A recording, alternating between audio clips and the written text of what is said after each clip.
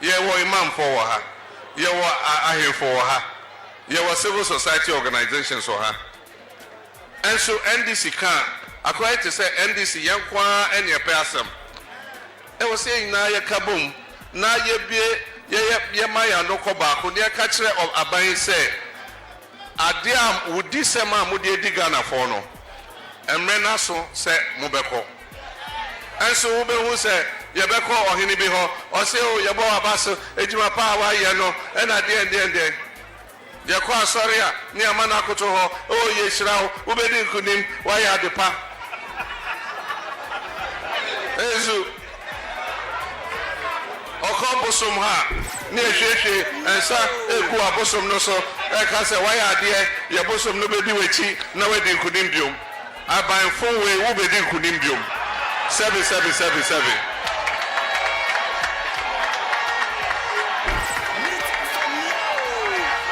ezu na mena meka anka saa katase hye ne proya akoso ewo MPP aban mu anka ye NDC aban a anka by now soldier for etu ya aban ne fi ho mena meka no kra na meka kire mo katase hye ne proye ene ewisam ene kronobo akoso ewo baumia ne akofo ado aban mu anka ye NDC ene koso ewo NDC aban mu a anka se ye tu aban nagu ezu na mmebia ye obibia ye ka se ye nipa ne bebre ye nya atwom efise wo de hwe me ogidi se NDC na ene be din kunim wa bato no ezu inshallah NDC be din kunim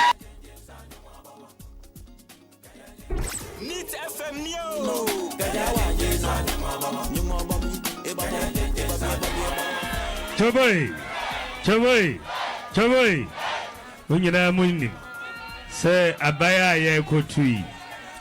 Eye mini o mampenyi dada ena ye pri se ye betena akodi iso. Enye sa. Na seri ya campaign ikono. Me se wabehu se sa campaign yi obelusu poto.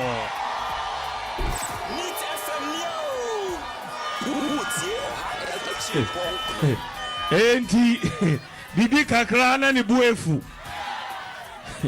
na te se ene wako didi osofo ontem we didi ahimfo ontem we didi imams ontem we didi CSOs for ontem on si omunyina omuye hypocrites what we be that saka say na omampenyi dada stimikasa se ahimfo imams osofo CSOs omuye hypocrites what way be that now saying so did the electoral commission at him and then so say MPP government a foolish government hey what way be that where ya kasa ebe free omampenyin dada in enum we must have limited at least some standards of decency in the language we speak as politicians. Election year enye ntem didie is about ideas. Only ideas are then you insult people. But who ideas are you present your ideas? Yet you have bold solutions to problems. We see a foolish government, but we have created more jobs than your government. We have built more roads than your government. We have built more interchanges than your government. We have built more bridges than your government. We have built more factories than your government. We have built more schools than your government. We have built more hospitals than your government. We have built more courthouses than your government. We have built more sanitation facilities than your government. We have built more astroturfs than your government. We have built more sports facilities than your government. We have built more fiber optic cable than your government. Every sector of the economy, we have done better than you. Now see a foolish government. Every sector, engine I may say, Uji Hundia, Branaya debate, one on one, many will bra, Naya debate. Uji Uhudia, bra, na yenye debate, one on one. Osuro, Osuro, Osuro, because he knows, sir, I speak with.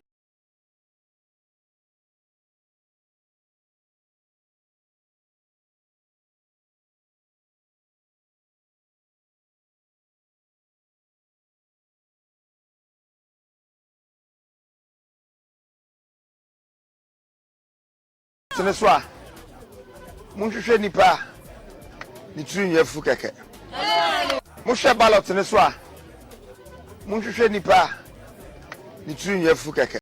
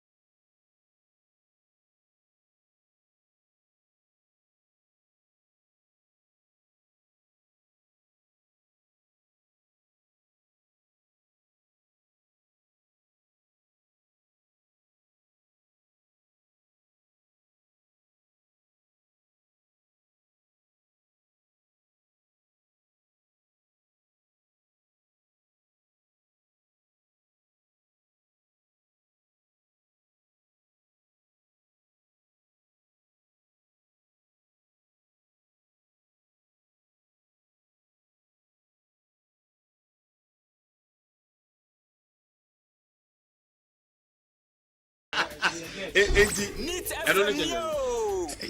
I said,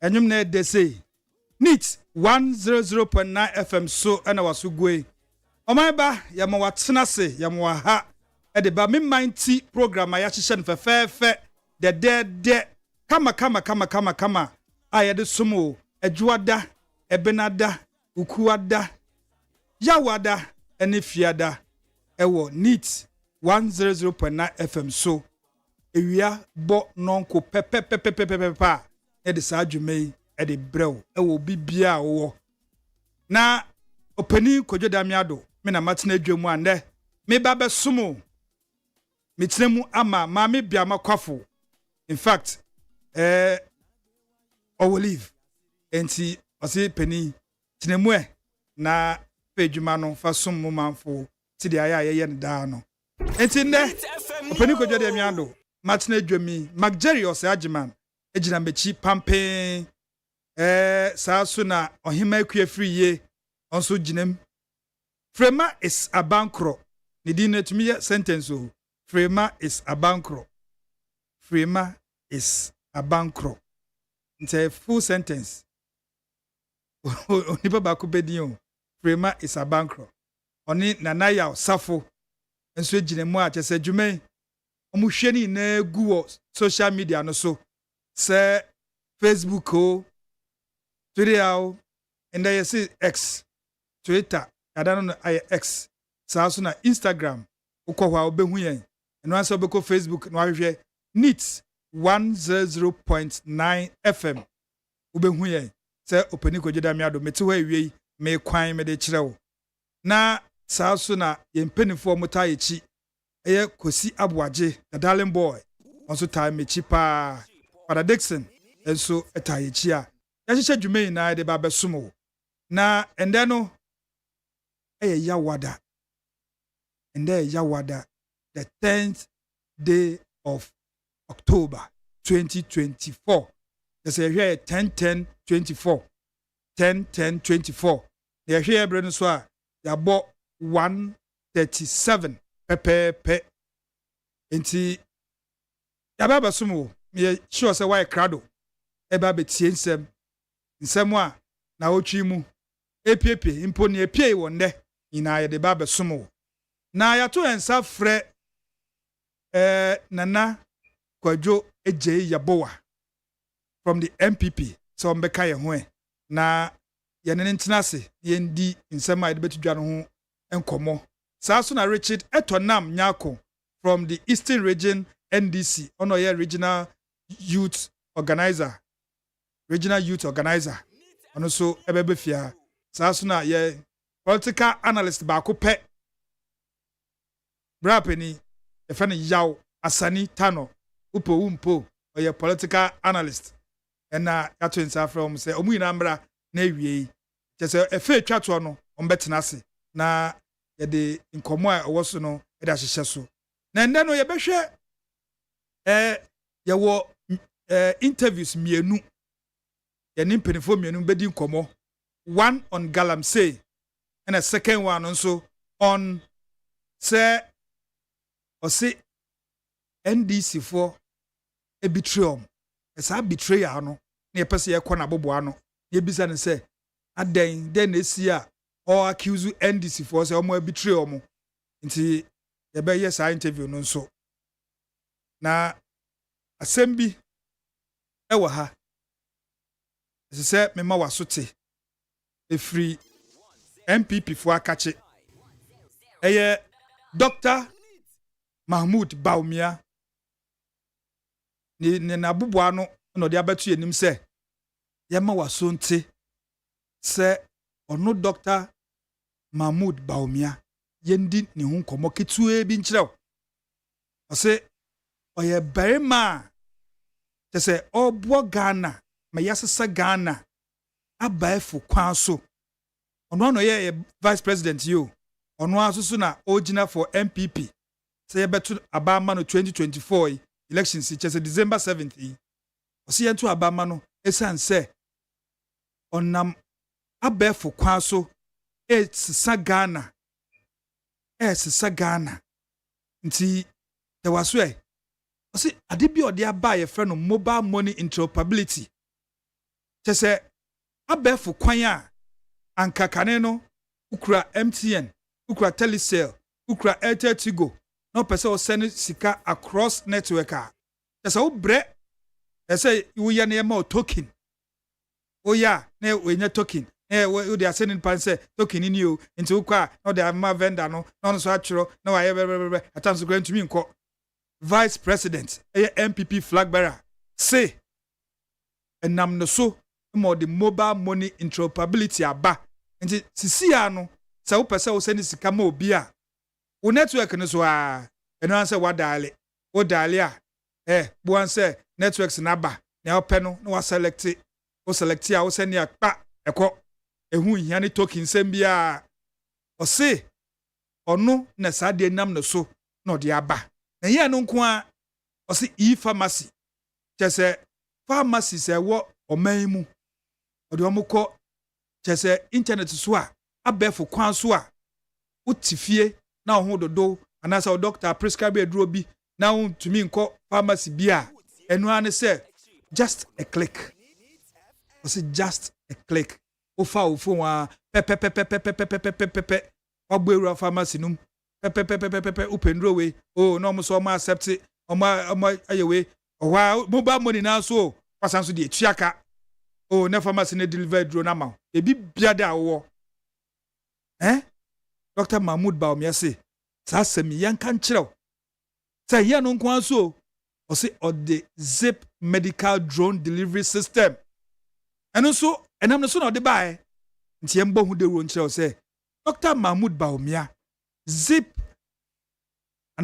line medical drone delivery system no eno so chese kro bia wo so use kro nkume no bebre na wo chip compounds ebi so health centers ansana ba polyclinics ansana ba hospitals oh o say sa zip line medical drone delivery system into no so wo kro kuma bim na se ye pe eduro bi ana so say moja titiru kra na ya na ha adwen no upe moja ewo hospital bi you can say health center bi chip compound bi ewo remote area and one say sa chip compound no me place call to the zip line medical drone delivery system ho no omo center no on place call a pe no omo so omo package bibia kama mo da share small aeroplane once aeroplane no mo shoot bang ekosa baby am besomaro no ese baby edro no omo request no oduru wa no we James say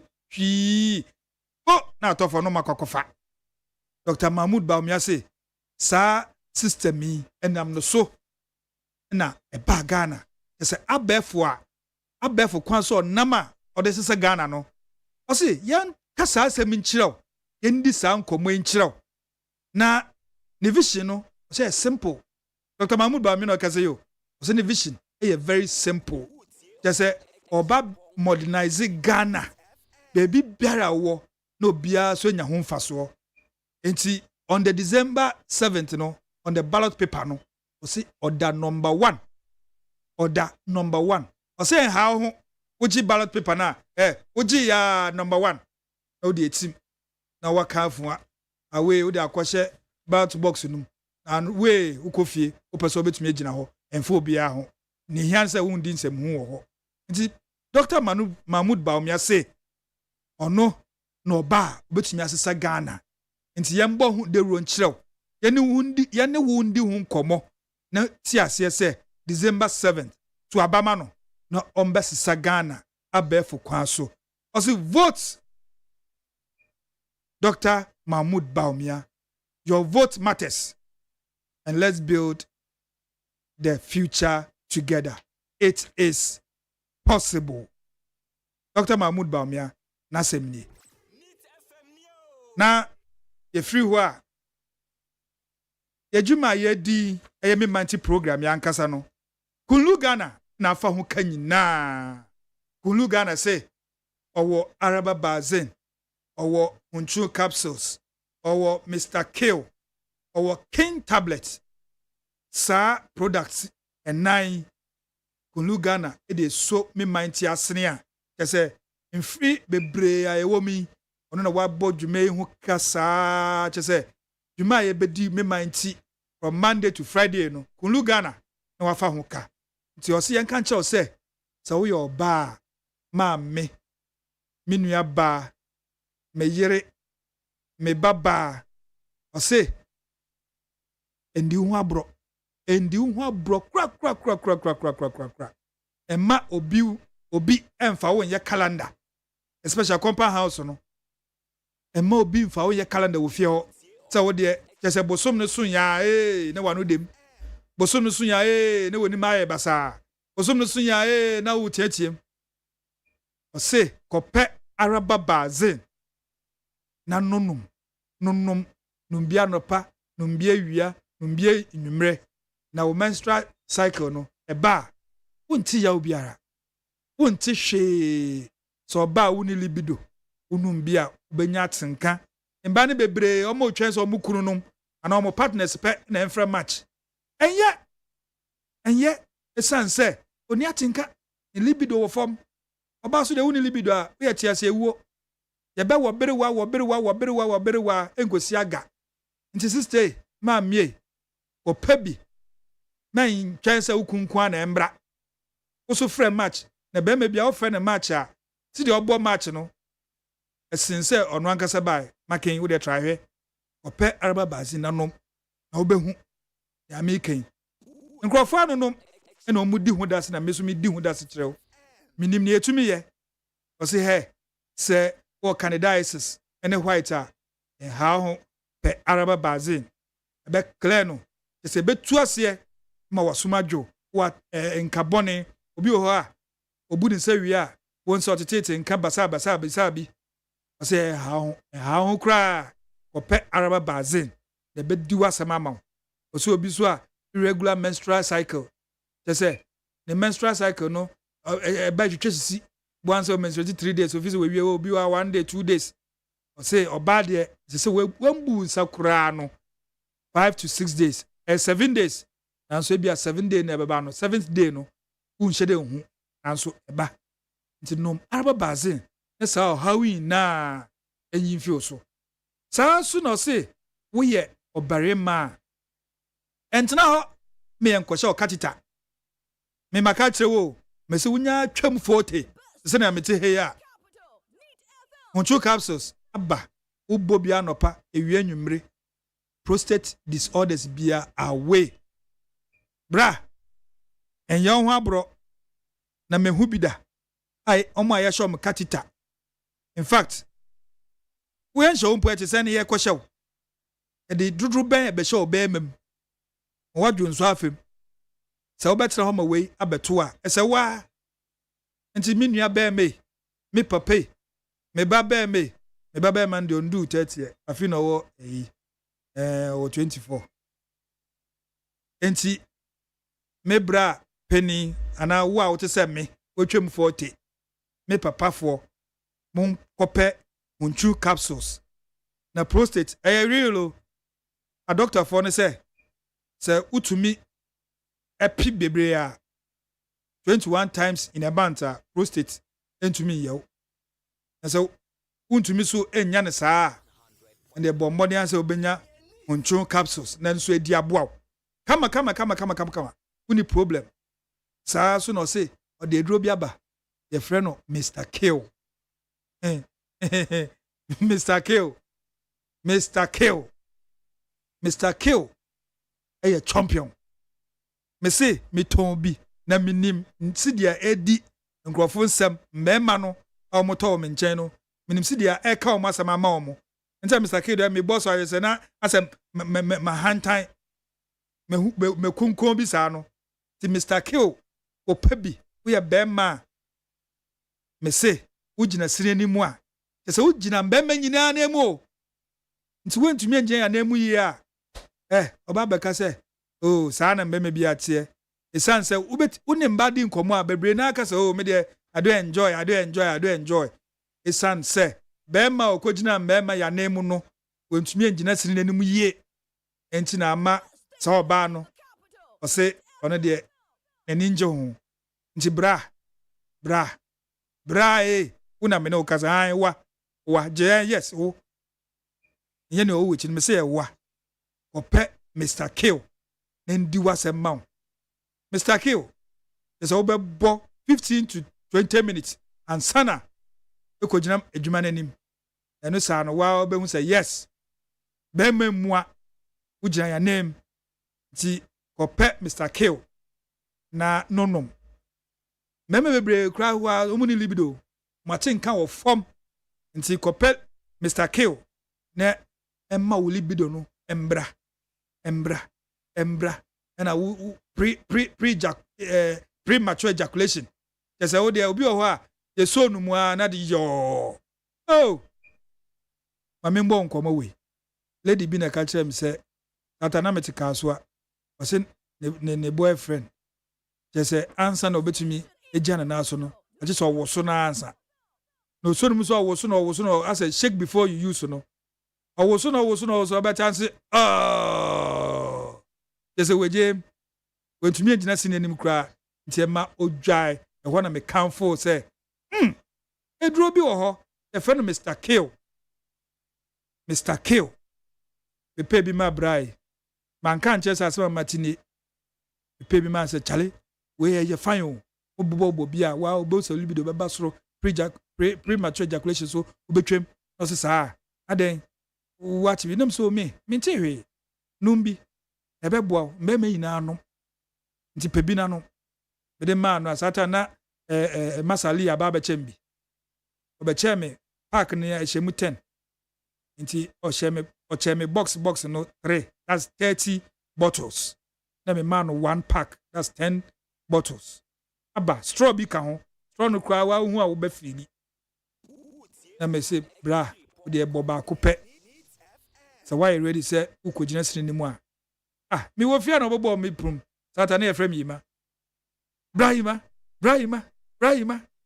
ukayo msiyo brenim mabo ne di brenim mabo asam no na edro ba ko a kunlu Ghana se yansan fansomo na yembo hu dewuro nkyerɛ mu se yɛfrɛ no king tablet na no obao bɛma utumi no esan se dwuma edi no ɛma high blood pressure eba form so o pressure no ebro 120 130 ekwana misrew that's the systolic e wasura and as a diastolic no ebro 80 ekwa 90 ekwa 100 a nkran be say ehi o pebi nanom eye king tablet no na ma o pressure no enye normal unsa asa wo fro wo nante kakra asa wo bre asa wo tie so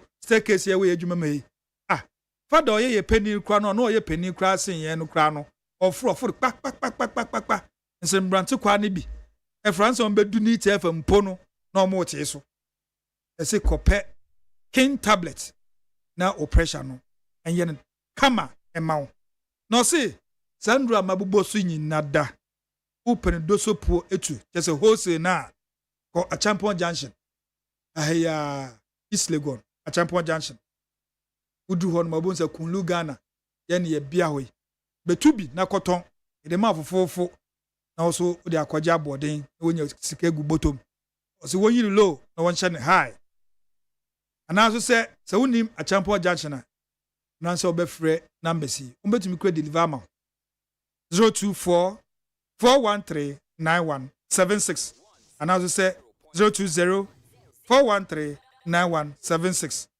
and I say 027-413-9176. Who's the numbers in now?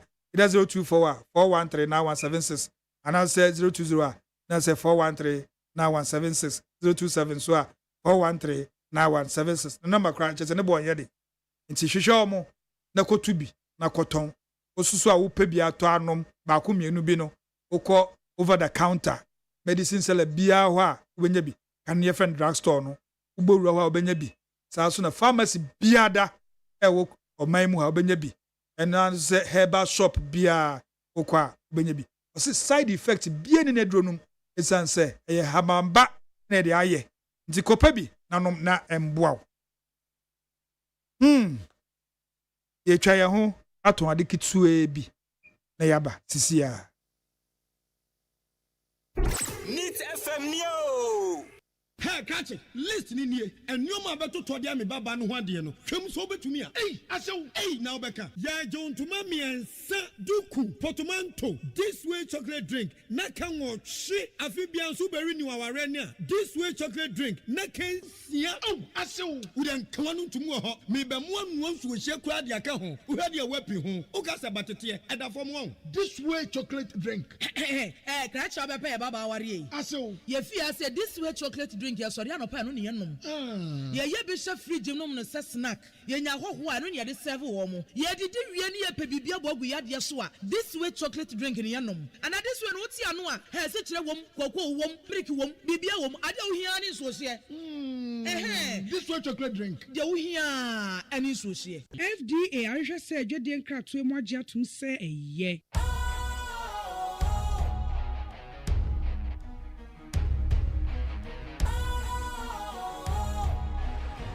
What's cool, fresh and trendy with a new look? Makes you feel real good, that refreshing vibe. Satisfies you right just the way you like. Do you know? Do you know? Do you know? Ain't gotta do it alone. Specialized makes you flow. Anytime, anywhere. Specialized feel different. Always think specialized. Special Ice Natural Mineral Water. Feel different. Think special. This advertisement has been vetted and approved by the FDA. Neat FM Neo. Neat 100.9 FM Sunni. Me mighty dwumadie na yetena se opani kojo da me ado. Matena dwam na yeso mu nde wie. Na galamsey fight na organized labor suspended omo intended strike no adentia omo se aban no e de nsem bi abetudwa se omo hwe na omo si anokwan enu nti no ehu enkohia se ombekọ so ada akọ omo strike no na aban no den na waya through the information minister Fatimatu Abubakar they abetudwa se Ghana Armed Forces to collaborate with small scale miners to combat the galamsey menace. Eno ene nyoma bi aban de egu kwan mu nti na organized labor say omo suspend no. Nanso UTAC force that be omo de say organized labor cross say omo suspended strike na omo de they are still striking until there omo de omo start omo strike no na organized labor so say that be you suspended you put a hold on that you hwe say aban no je a waka say obeye no obekọ so aya nti we no ma suspended pending say ne aban no aka no omo ebeye eno ede yapo no so a ende wie ye besi no koso saa so na PNC omo accuse NDC say omo betrayal na yebekọ omo national chairman ho ne di nkomo bi se eden na esinti a o ka se NDC a betrayal after say omo flag bearer e disqualify no to contest 2024 elections no ebekọ na kache saa so na election 2024 Electoral Commission say efichina eko almost start a print ballot papers no na yehu say watron krata mpo ama all the political parties say ombehia omo agent political party bia mfa ne agent embra printing press honum na omo fi say omba be she ase a print ballot papers na yes agent NDC for gina ho MPP gina ho PNC po de oman ko binti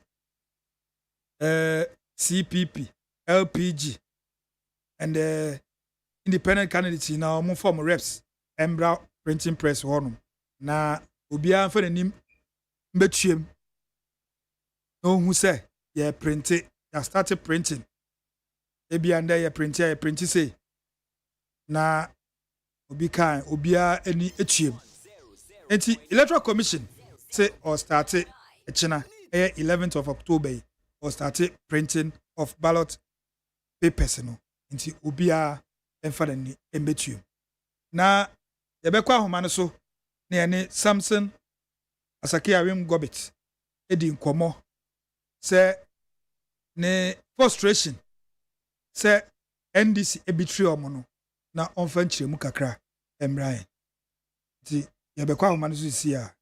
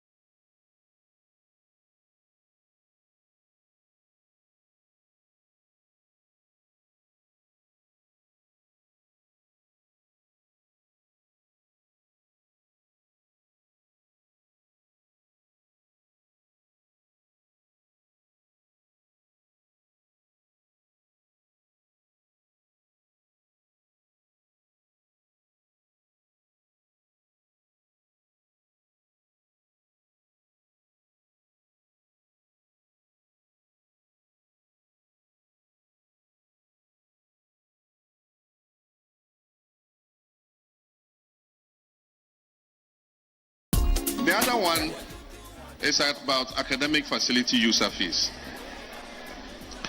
You know, there are many cases where I've seen students who have been offered admission, but who have not been able to take their places in university because their families simply cannot afford to pay the fees.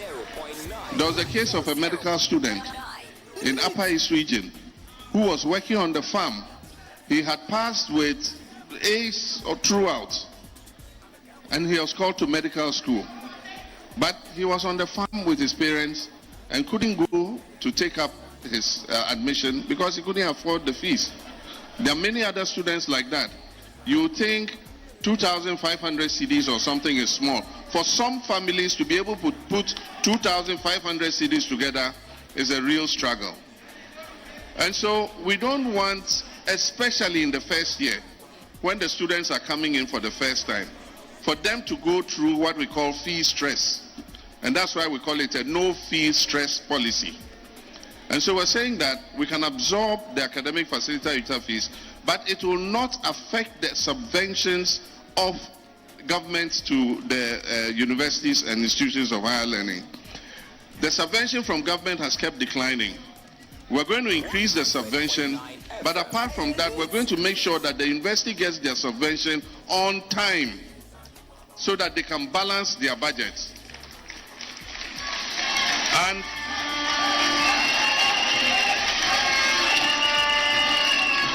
we've costed it.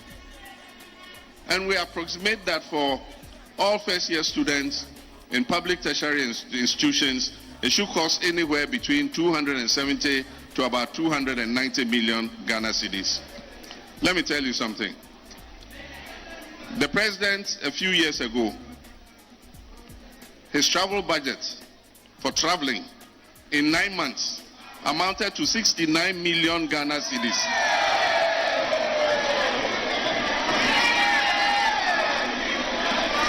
They held one cabinet retreat at the presidency, one cabinet retreat. You know how much it cost? It cost almost 5 million Ghana cedis for a cabinet retreat. There is so much waste in the system. And even if you look at the Office of President budget alone, you'll be able to cut to raise enough money to pay fees, academic facility user fees for all level 100 students. Because that thing you see there, when you go to Accra, the building, is called the Office of the President. You know the budget, 2 billion cedis every year. 2 billion cedis. It's even now that IMF has come, they've cut it down. At a point, it used to be 3-point-something billion cedis every year. And you say, we can't find 270 million cedis to ease the fee stress of our students who are coming first year into university.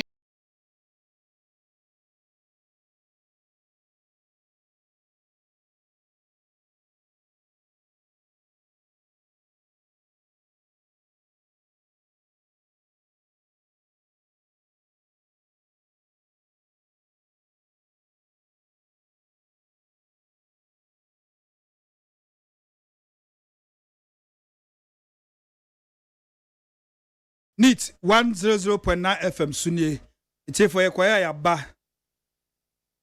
Samson Asaki Awin Gobet. Ewo ahomano so. Yenene ndi nkomo na ehwe se ne nsam a oka se NDC ebitray PNC. Yenje anu disem ewo ho. Asaki pacho ma wakwa ba de ba me mind dwumade so. Hello?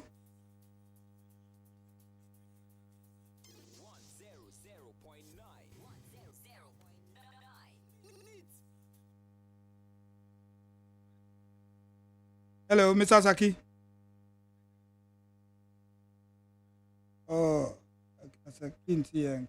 The lines now is stabbing here. You should improvise kakra here say e be far. Mr. Saki, I won't go it. No. Okay. Yeah, bye.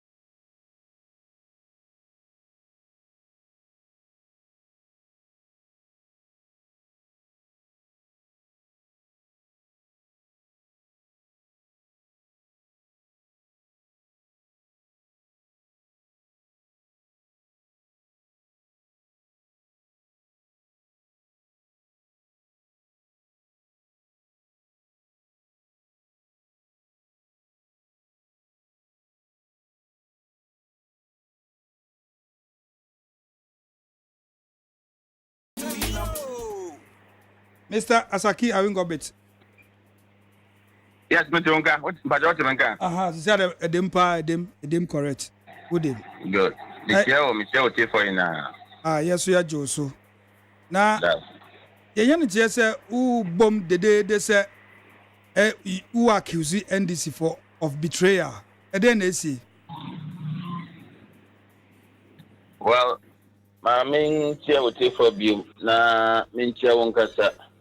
Na mame Fatu just say, asam biara Mekaya our Asampa FM Hono on that very fateful day, was as a result of a tester message buyer. You were trying to smear my presidential candidate. And so I have to take it upon to explain that my presidential candidate is a nationalistic. My presidential candidate has been doing things for the country, and not only that, people perceive that he is or he seems to be working for the NDC. That's what the many Ghanaians have been saying. I remember my president candidate went and was sleeping at the Parliament House when they were trying to introduce the Ghana e-levy. He was there, mosquitoes were biting him. It was for nationalistic. I remember during President Kufuor time, my president candidate was part of the CJ committee, joint committee for action. I remember CJ, yes. I remember during Rawley's time, there was a program called Jack Kumipreko. My president candidate was a young man at that time. He joined Kumipreko. And so there have been instances that he has taken decisions in the interest of Ghanaians. But you see, when you go out there, people try to blackmail and brand him and say that, oh, this. But he is a very reasonable person. He understands the issues of this country. He understands the economics of this country. He understands the politics of this country. He's a man of himself. That matter. Nobody can get his license. He takes decisions when he sees the interest of the rest. And that's not monarch. Now, coming back to the issue, it was a message I was trying to put across. I knew that for sure, if you go out there to do sampling, many people will say that PNC has an interest, or especially under the leadership of Benamona, they will say that, he's fighting for NDC more than fighting for the party. And I was trying to explain that no, he is for PNC, he remains for PNC, and if he had wanted to join NDC, he could have done that long ago. But he has the heart of PNC, he believes in the ideologies of PNC. And the ideologies of PNC and NDC are almost the same because we are Nkrumahs. That no one can take it away from us. But when we had our disqualification, it's what I was trying to communicate, that we had a call from the former vice president candidate, and we didn't get a call from the from the National Democratic Congress. However, after back and forth, I think my leader has made it clear to me. He had received some messages, and he has received also some calls from other quarters of the NDC. And I strongly believe that that comes to settle the issue. And so for me, I think that we are a political party. We have to protect our interests first. We have to protect the PNC first before any other person. I'm notwithstanding, if there should be a second round today, of course, all the two political parties, I know even the NDC would like to speak to us. I know the MPP would like to speak to us. We are political. We belong to different political parties. That means we are enemies. And what I said, I did not, and let me put it on record, I did not have any personal grudge or begrudge with His Excellency, the former President of the Republic of Ghana, that is President Mahama. I do not have any personal grudge with him. I have no any in-house fight with him. I have no fight with him. He is my senior brother, and I respect him the same thing. Yes, I respect the New Patriotic Party presidential candidate. I did not use the Asempa platform to either ridicule the National Democratic Congress presidential candidate, which is my senior brother, former President Mahama. No, I did not. And I don't intend to ridicule him as the way people are reporting and everybody's taking their stories out and say that I said the NDC has betrayed or John Mahama and NDC has abandoned my president candidate. It is never true. That wasn't what I was trying to communicate. And I believe that if you are taking care of your mother, your sick mother, and somebody supporting, or someone was calling to check on you, how your sick mother, and your sick mother is no more, I believe that it is courtesy demand that the same person will call to find out, you understand you've lost your mom, and then how is things going. That was what I was trying to communicate. but without any malice to the NDC, without any malice to the former President Mahama. Because I was just also making acknowledgement that we have had cause, not only His Excellency the Vice President of the Republic of Ghana, Dr. Mahmoud Bawumia, who alone called. I know, and some independent candidates have also called. Some even independent candidates have even come to the office to meet me. I was there in person to sympathize with us. And so my call was just a gesture that, yes, people are vilifying that people see that my president candidate is more tilted towards the National Democratic Congress, the NDC, more than any other political party. But I think that my candidate is an independent person, has his Ghanaian right to do demonstration if he still think that the issue is the interest of Ghana. Just like Galamsey issues is happening.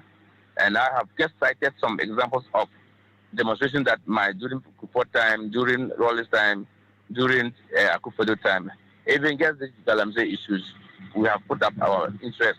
And I said, during the e-levy, he was rather sleeping.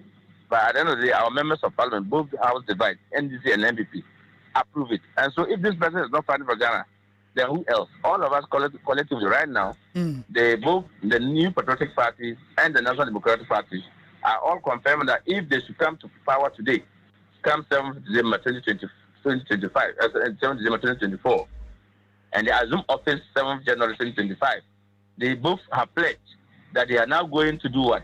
To abolish the e-levy, which my president candidate was sleeping under the mosquitoes, was saying that no, they should not allow this to go. Okay. Yet the NDC and the MPP parliamentarians in parliament approve it. And so, who has Ghana had more than my president candidate? And so let me use this opportunity to say that I did not have any qualms with the former president. I did not intend to ridicule him. And if any of the listeners think that I do not have anything personal to come to the media to come and ridicule former President Mahama, I was just saying it as it is that we were so surprised, and I'm still so surprised that, of course, it is true that the New Patriotic President called to console, and I was thinking that it is also important the NDC call, but I did not say that they have abandoned us or they have betrayed. I did not use those unprintable words. And let me also use it. It's good that I'm speaking on Peace FM media group. I think your one Josephine Achimpoma or so also made a report on that very faithful conversation I had with Asimpa FM. And when I had to state that I said the MPP in 2020 gave cars to Bernard Mona, I did not say that. I said in 2020 it was a partial time. Bernard Mona never contested president candidate in 2020. He rather contested the national chairman position. Yeah, he was the chairman then. And won. And I did not say anywhere. So I draw your media house attention. The third lady, I spoke with her. But if you look at other portals, they have copied all the reports from Peace FM, and they've made reference that application they are making, they made references to Peace FM online. And so I want to use this opportunity to state that I asked the lady to withdraw and to apologize to my party. That wasn't what I said, and the video is there, and the video is evidence. I cannot say the video was doctored, no. But let me use this opportunity to also appeal to all the rank and file of my political party. Your time.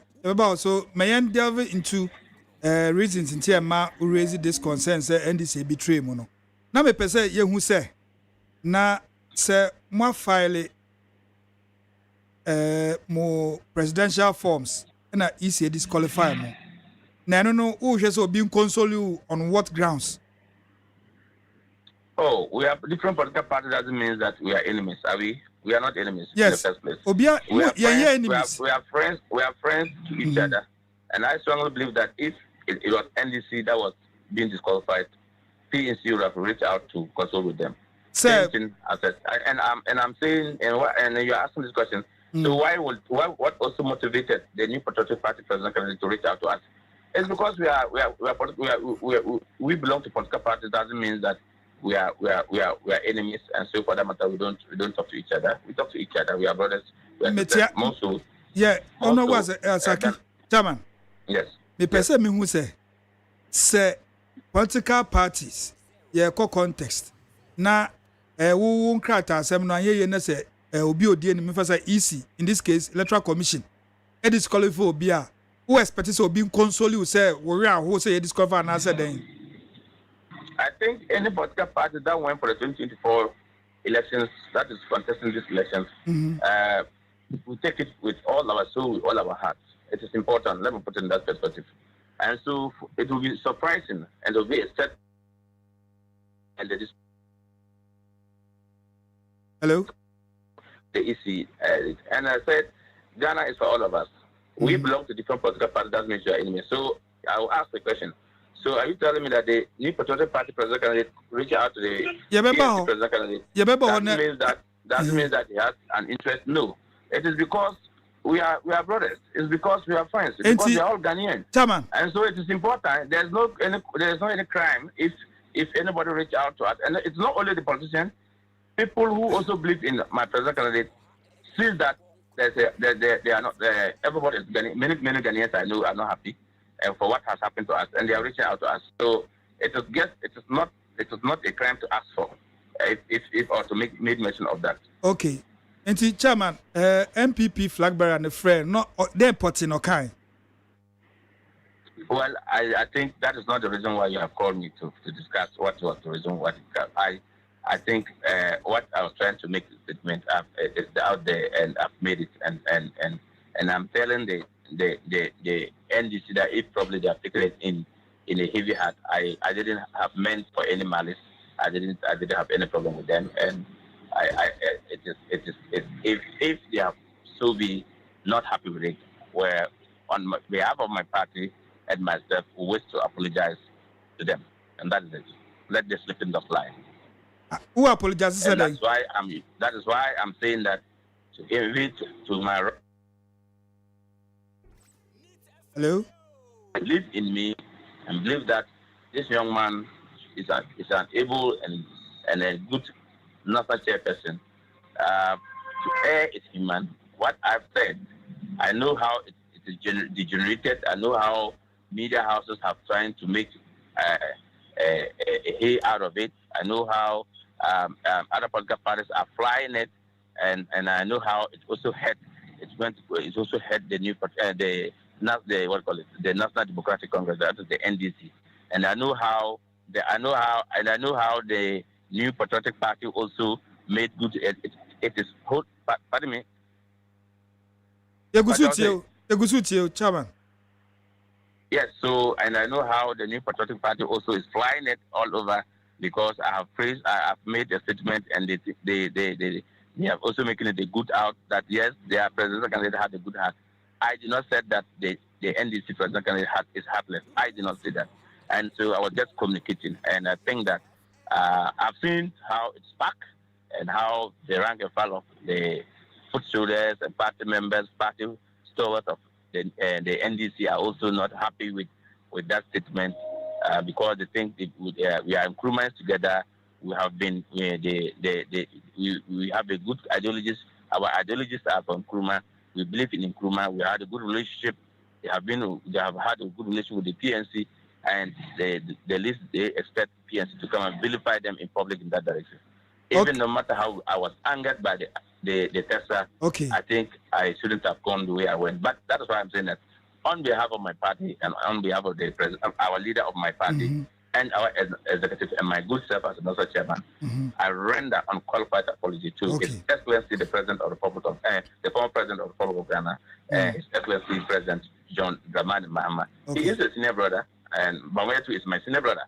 They are all my brothers, and so I cannot come to the public to ridicule my brother. I cannot ridicule John Mama. I cannot ridicule Bamuya. They are all my brothers. So I wish to use this opportunity to apologize his campaign team, his campaign office, and to the former president himself. And if I had the opportunity, I will go to his office for us to have a chat. We all want to lead this country in good manner, not in destructive. And so, for that matter, I don't think my statement should cause any harm between the relationship of PNC and the NDC. Okay. PNC National Chairman Samson Asaki Awingo Betneni Din Komono. or the same to dwa no pour out in the frustration say PNC since yeah semo yani Samson Asaki Awingo betena ni komo nanka ye ba ne party no mu say omo court na ekwa kwoti say but ntumi ngina ahoma no so ma ahoma no akate enti ehwese betumi raise ni bia raise bia beto ayen komo no so studio na o chechem ne enti a o pour out in the frustration say PNC flag bearer omo file of nomination for the 2024 elections na Yamano Ankobi and I say disqualify no.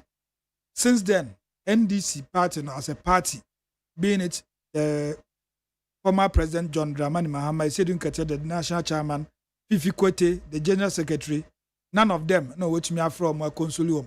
Na sa consoling na me person me bisa na say then they see oko contest. One she show no me ye and na is ne disqualify. Who person will be consoling for what reason? But I don't know, maybe Sabia na or the season chanty, ye call sooner ye the Yankomo studios. Now, Abejuafono, the only political analyst of our time, Mr. Yao Asanita no dear what answer that. And he, sir, I say me be perceiving in the Hunkomoka Kran Sana, other ones no Abba. And he, Brian, Major Super, na say also be able to Yamiadum. Yamiadu yahu ye pa na me ni undi sa anko me answer PNC led by omo national chairman Samson Asaki Awingobit ne outcry ya oba say NDC for any glatium after say omo ntumi unqualified to contest 2024 elections no me ni nko mo no wasugu so your take on the whole issue and I'm breaking now. Breaking news. Enti upa say yakwa no so ansa na yaba whichever you choose.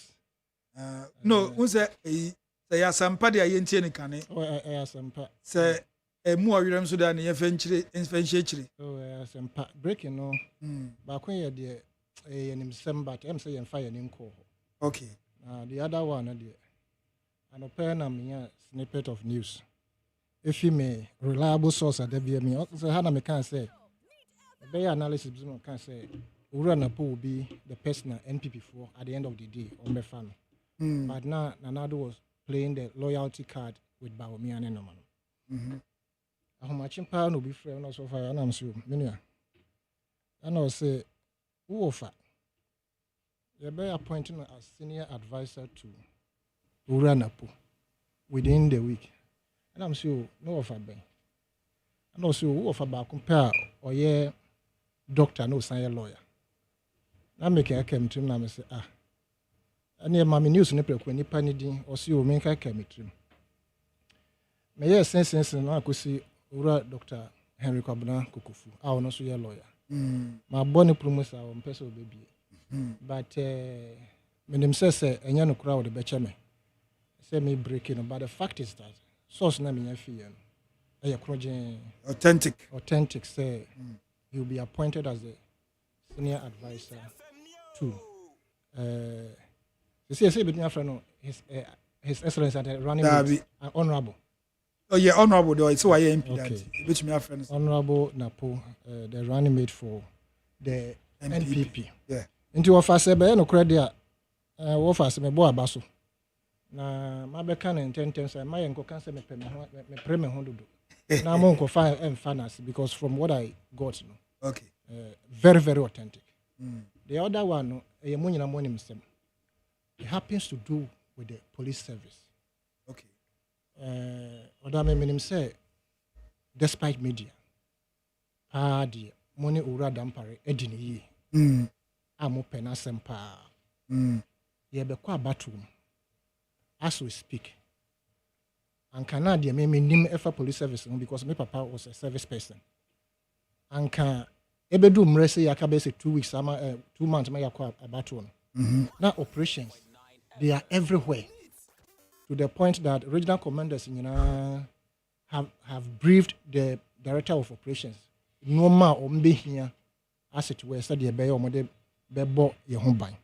But the wrangling between the deputy IG and the substantive IG, Ura Dampare, that is Ura Christian Tete Yohunu, any Ura Dampare. Odame, bisa police ni bia ubeshiano. Said the American meboa. And you see, the news is consistent. The way back control hano, sana we even traffic asekura ubi hono unimuse uba NTF uba UTV no more flow. They will tell you. Obi who say police for moja traffic as it to me. Ordinary policeman will name the baby. When you who no him say who any more UTV, who any more TV we so ana what you won't ha. They tell us so much. There is a deeply seated conflict between Ura Tete Yohunu and Dr. Cook Dampare. And on say 2019 now reliably in for around October. And now Ura Tete Yohunu na ke say unya deputy IG. Omanpainin and ADDO Danko Akufo-Addo approved it. But it was thwarted at the end of the day. He served under Ura P2. He served under your friend saying Ura Kudalo. And then there was another person, Bonu. Pombuenu. Diligently, look, as I say, Yema Ura Tete Yohunu, your friend saying, award for crime fighting. Yes. Because he under operations, under your friend, yes, he was an director of operations. And now we sent TPI, the Police Intelligence Department, and we training Crawford. Your man in that position, we decided to say he was going to reactivate the cells. You dare not, as a police officer, go near your Hono's office. CCTV camera, trouble for you. And within the service, no, I don't want to continue. Who can, as a fact, and as a fact, hearsay, and hearsay, because the report. I mentioned the same thing on UTV. Cause a few regions need be buying. I was shocked. And how they got my number, I was shocked. I was saying, no, maybe over April, I'm starting 7 years ID. Okay. Now, my 10 7 about to make a book appointment with the IGP. Wanted to say, what is happening? I said, no, number from the but the reports that are coming are consistent. Director of operations, when him said to you, why yes, sir, he's so much experienced. Yes. Credit, by you Dampare the IGP substantive. You take the credit because the backstop with you. But now, Obin Kasa Obi home, police administration, Obin Kasa Obi home, we have transfer. You are interdicting perform you know say omoma omoleta, your more reasons. Transfers are who because of your home and yagro. And yeah, now say operations in Yajuma police administration also ne fapim ni nyina operations. Now how would you know say operations in Yajuma? Oh, anka 2 weeks to aba ye training wa ha region. Na mo ye training a wo be hu. Yehu omo yi ma yehu. And omo yi ma yehu. Omo yi what media for betwa. So omo ye training for the elections. Yes, even at their compound. They mean who be that? 2020 I didn't see it. But there be omo ye training the way ombe boama ombe ko. Even at the police headquarters, those are lining up. That kind of training now more year just to let the public be assured. Say they say they are ready for the elections. They are ready for the election. From what we are hearing, operationalization of this particular thing, a hard drink. Until we say elections, if there are conflicts within the police cells, police administration, now see you may know what ODAME policy one particular place. Now you know. You suspect you conflict bear because police force is here, IGP office, your office is here. None of them can voice out say there's a rift between us. Who police got down for? Bebre, me mate for Bebre police. Me mate for Bebre when university. Ask any of them said they make and trying to make our heart. There is tension, serious one, very serious. Me person you be cause fear and panic. Because you are say tension, serious one. Omanpaini, I appointed deputy IG in charge of operations. Yes, operations no be say your man kwa man. I don't know who be them. We are civilian. Me a civilian thing and Crawford dey fire so say the year who no. As we speak in the regional command regional friends commissioners, any assistant commissioners. It is alleged say omo and Crawford feel say omo ni Ura Dampare in good books no. We transfer omo nyina back credit we be go inspectorate. Na denti na also be wo police wonni obi nya finance wonni obi good books. I know na me that you ODAME me no wonye free me no wonye fine. So what na compound house ya? If you ran one back won tokwa. Now so who say one na na ya free pair, one what trouble. I just say US na other countries. US country or money or more ending no. We are more ally now say one say country need things also pay trouble for you. That is what is happening in the police service. And we are saying so because we clothe them. It is the taxpayers' money in the air police no bra. Into the facade of the police headquarters. Your mom logistics and so into your home say everything is nice. But deep down, acquired and we must work towards that. The presidency should take this serious. Not among inviting microphone. Now president into who is a presidency or moji briefing every day. Every morning be moji security briefings. Every morning be who say they don't know what is going on there. If they know and they are silent, then we have a trouble coming. Then I'll may I doubt. Say if that rift is going on between your Hunu and Damparia or Motuana presidency, they know. They should know. I want to believe they know. And no money Ebanesen or May Shahan. So was one for police for. Oh, yeah. For BB San Sameboa. IGP office, may Brabako. What the annual for BB San Sameboa? Why? Okay. All right. He said, breaking news in where we name Asaki I won't go. Consolation. Nana Akwaba. Bra, major so. Nana Kodweje Yabuaso out Nasi. Na MPP. Free man adiama me di ne ho ya opa. Aden. Me bodo ni no bie mi na watem. Ebi ohun wa che. E dey be ohun ma che. O so mo kan me meti ase. Oh. Yes na ma ba ntam nti. And then any 236 no. That's what it is. Akaba be over the last 340. Meeting be 20 minutes to the end of the show. Ntia e mo atenase. Ejo so many. All right. Brian. Osaki agun go bit. Quick one, me ba me say of our discuss issue bi. O say any breaking news. Any breaking news. One. It has been in the social media for some time now. Maybe I want to hear.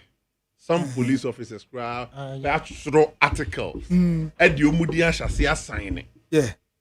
Yo. Mr. Penningful. Yo. There's that one to Hannah. Oh no, I was listening to you. Maybe I check a crab and I'm card him. It was started, you know. I also you're breaking numbers and breaking news plans. My breaking news now and I'm back away. Oh, okay. Eti Mr. Penningful. Divided front there, what they call wa Udinkugu. Didi kind Mestre Electoral Commission ono ankasa ensim pampampan no police headquarters ono na task dan anim a wo hia police for some meboban na said the etete no me my friend penny for 1 or 2 bi say do mo ka kire me ne say no kra de ekoso ne no kra ti ma yese nyame adom o kina me ankasa me ko police headquarters eden na ekoso yeah the wote the of fire wo kan nyina no kra said there's a rift between your and Dampa you know boys too ya transfer bi omo ye adwuma you know na say unnecessarily now the police institution are you not due for transfer you mean transfer anytime you bet me transfer at any time but you transfer ODAME because or you're loyal to Father Cabre. One a choice because or you're loyal to Mami Biamakwafo. I'm so why the choice ODAME because Father Sumana Manakunti dia. Na ya fair to them. No more transfer letter. Transfer letter no saka transfer letter. Nyaze on zakura kan letter. What you na transport for afro say. Yes. Woniema ye bre ba be fa oniema. Me san kan transfer ye de be fa me niema. And send the transfer letter, every people send you transfer. And no reason. No reason. No reason. No reason. There must be a reason. I mean, don't worry. The services in here different parts of the country. Copies of the transfer letter. What's the one now for? We will bring you copies of it. But Odi, the funny part of this whole thing is that Yanumbi, Yatsanaha, Abodam Pariabaso, many times, in many occasions. Ne strategy or the Yenejuma. Main number one. As I speak, the kind of information we are getting is not good. It's not good. It's not good, saying. Police service, internal issues, it's not good. I'm one of the advocates here, Mama Kasama Dampi. Personally, he's not my friend. yenim ye ho ye hia ye tie ye ho oh me nua te say media ni amini ni say police service mu no emu njo da enye IGP we na waye bibi odi sa na tie odi because onu ba be die nim no obi bonjo so which is true there's no way emu ba joda but they be ameka say we no be nka enje say adwuma amoye no mamu ntumi ye ese mutumi ye what you say what na nyina ye fight say enkofa because only say enkofa na say wonhu hwe no there me it has not caused any harm on the police institution what can be say say woni obi nka good and chere say adwuma no corporate interest yes. But here is the case adwuma no IGP here operational director operational director near the 2 IC what you say the deputy IGP so when you 2 IC no ono no kuto operations ni nyina what then nka o feel say whether you like it or not yeah, let me say this na yeah dampare ya na yi yohunu ya me see yi yohunu ya obo edwamani yeah dampare service in the required formality yes it is formality we nyina hobi let's take it from this angle me and Ameka say I will never sit here and speak ill against dampare me ne dampare ni issue be any personal issue ni external issue issue amini nya and say and boys ne chill na friend na won fa no fa ye den empanifo wo ba mu nyina opposition fo obia me che say what the nsem hu let's say police actually na me can say don't use that statement because boys ne so to be di nsem hu ai ni kwanse e che boys ne so di nsem hu to me kire no because me enche bia your traffic light ya say we say you twa me ba you twa U10 wo filling station ha ansan ba be right ha nti me twa ya me ba no me hu say car na die ni me hu moto na me cross me indicate na me cross e de call filling station ho me pie pepepe me hwa emrante mienu police for omu kura moto white bi omo be gira me side say ade na me yes me hu san come the car so ade den na esi yentwa U10 wa no so ye twa na me say den na esi omo say aka omo de omo moto bobo me kan say then e mo fault de ba ko che say ne buafu ne otie chi ne buafu ne hu ani oya ba park me park me na say o park me na den na besi what you say it me che ne mu che me bisa na say everybody can defend it no tio me che say situation whereby TV wo drive what cross the first traffic who's the traffic light ba ku see any move ba ku see end traffic light bia ba ku see yeah ketwa ne say na kase no wa chiri what cross the first one na dey onim na so yellow you are the middle of the road amber you can cross no what the middle mpo yeah okwa wadi wachi abechi so afa yellow mu just afa red mu ebi di mechi wa haya sa wo nsem nyina o se machi but obo dey na ke me support the idea say ya chi unti freeway wodi onu anka no odi ofa na chere say we twa red mo fa nchira what is happening and yes obi pese you 2 IGP fi so no bedi ho that be what's my declare catch you say me I don't have any issue against him myself same but IGP's baby abako ye ni baby ayadwuma even in opposition ofre one man they pick your call they listen to you yes what you say I mean that is the only thing now but no ODAME to as you are making it look as if say who play defensive na you play offensive me say Satan na mo friend na why busy what I'm saying is that don't make it look like we are playing offensive now who play defensive nobody is against them P. That's what I want you to understand. Obi against na munja no yin adwuma. Nobody is against adwuma dampare here. Oba ya na heli no. Me we videos me metna no mo na baso bebiri say adwuma. Oh yes, you hu say. But what we are trying to say is that you ODAME listen. The fact say ye bo abaso no. Say bibi cause na say feel say comfortable. My nka. Oh, betimi aka. That is what we are saying. But so allow us to express our view. Wait. Me problem wo asem amumie no ka ho no say. Mo amuntumi nto asem ne din. Mo say rifts air course between Yawunu and Dampare. Rift no mo betumi asolve. You go and do your investigation. To me solving it. And he had the two and him say be o mo tiem pen for solve be. And do your investigation. And I say President ADDO enya briefing every morning. I know there is a briefing they are giving him on Yawunu or on Dampare. And for that matter, problem pe wasem a osia wasa okia no. Odi. Enti. No, there are certain things. That's the briefings and the presidency.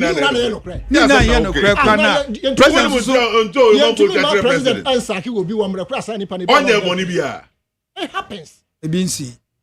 What's it? Ebinsi. Yanko your programs. Yanko. I won't go bit. I won't go be see am consoling. Na NDC am consoling. My dream was samentias. In fact, what can say ade a year be aba. Oh, what was I was also in the same frustration. Mo flag bearer ongu ye. Mo a friend say mo chairman ongu ye. Now young console said and you are being specific on particular party. You see, ODAME ebi obeka say be partisan. But this is the big difference between the NDC and MPP. Because you see, he is being specific. One can say NPP and consolidate or more. Or see Dr. Mahmoud Baumia craft Ray. And all she said Kapatia omotilted towards Momuno and that statement was a non-starter. It was just off the roof. So Obeka say you tilt towards a particular party. Right? Into a month console, and I'm saying say this is the difference between the MPP and NDC. Okay. Because see MPP and NDC. Oh no, your PNC. Nafi, what's the difference? MPP and NDC. I don't go business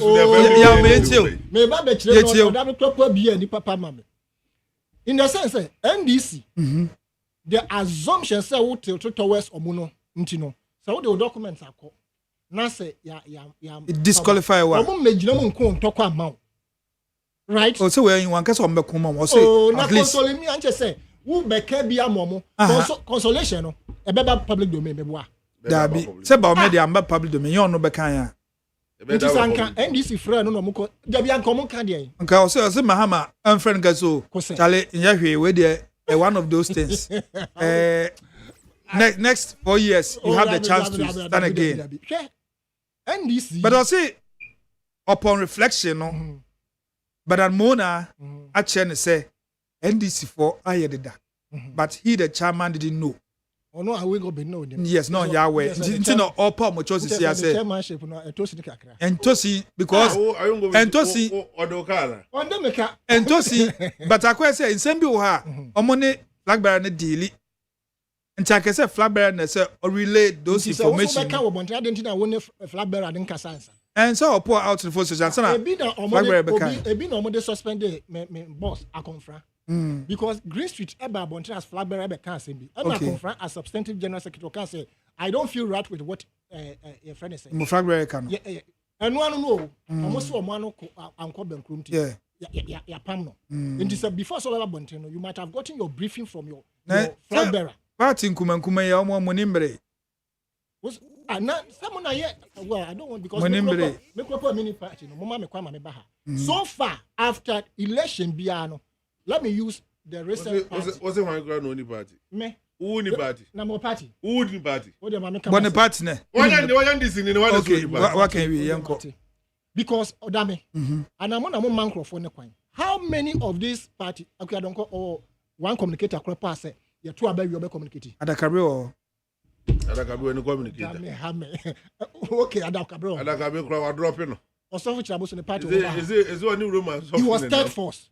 Before so be banana or communicators. Nti anke you two about 2020 year. Ono aba. Oh. Chirabosom ba. Ono aba. The party now you see you can't do that. Say. So ono no ye chairman, ono no flag bearer, ono no ye leader, ono ye communicator, ono no ye secretary. LPG some more a flag bearer.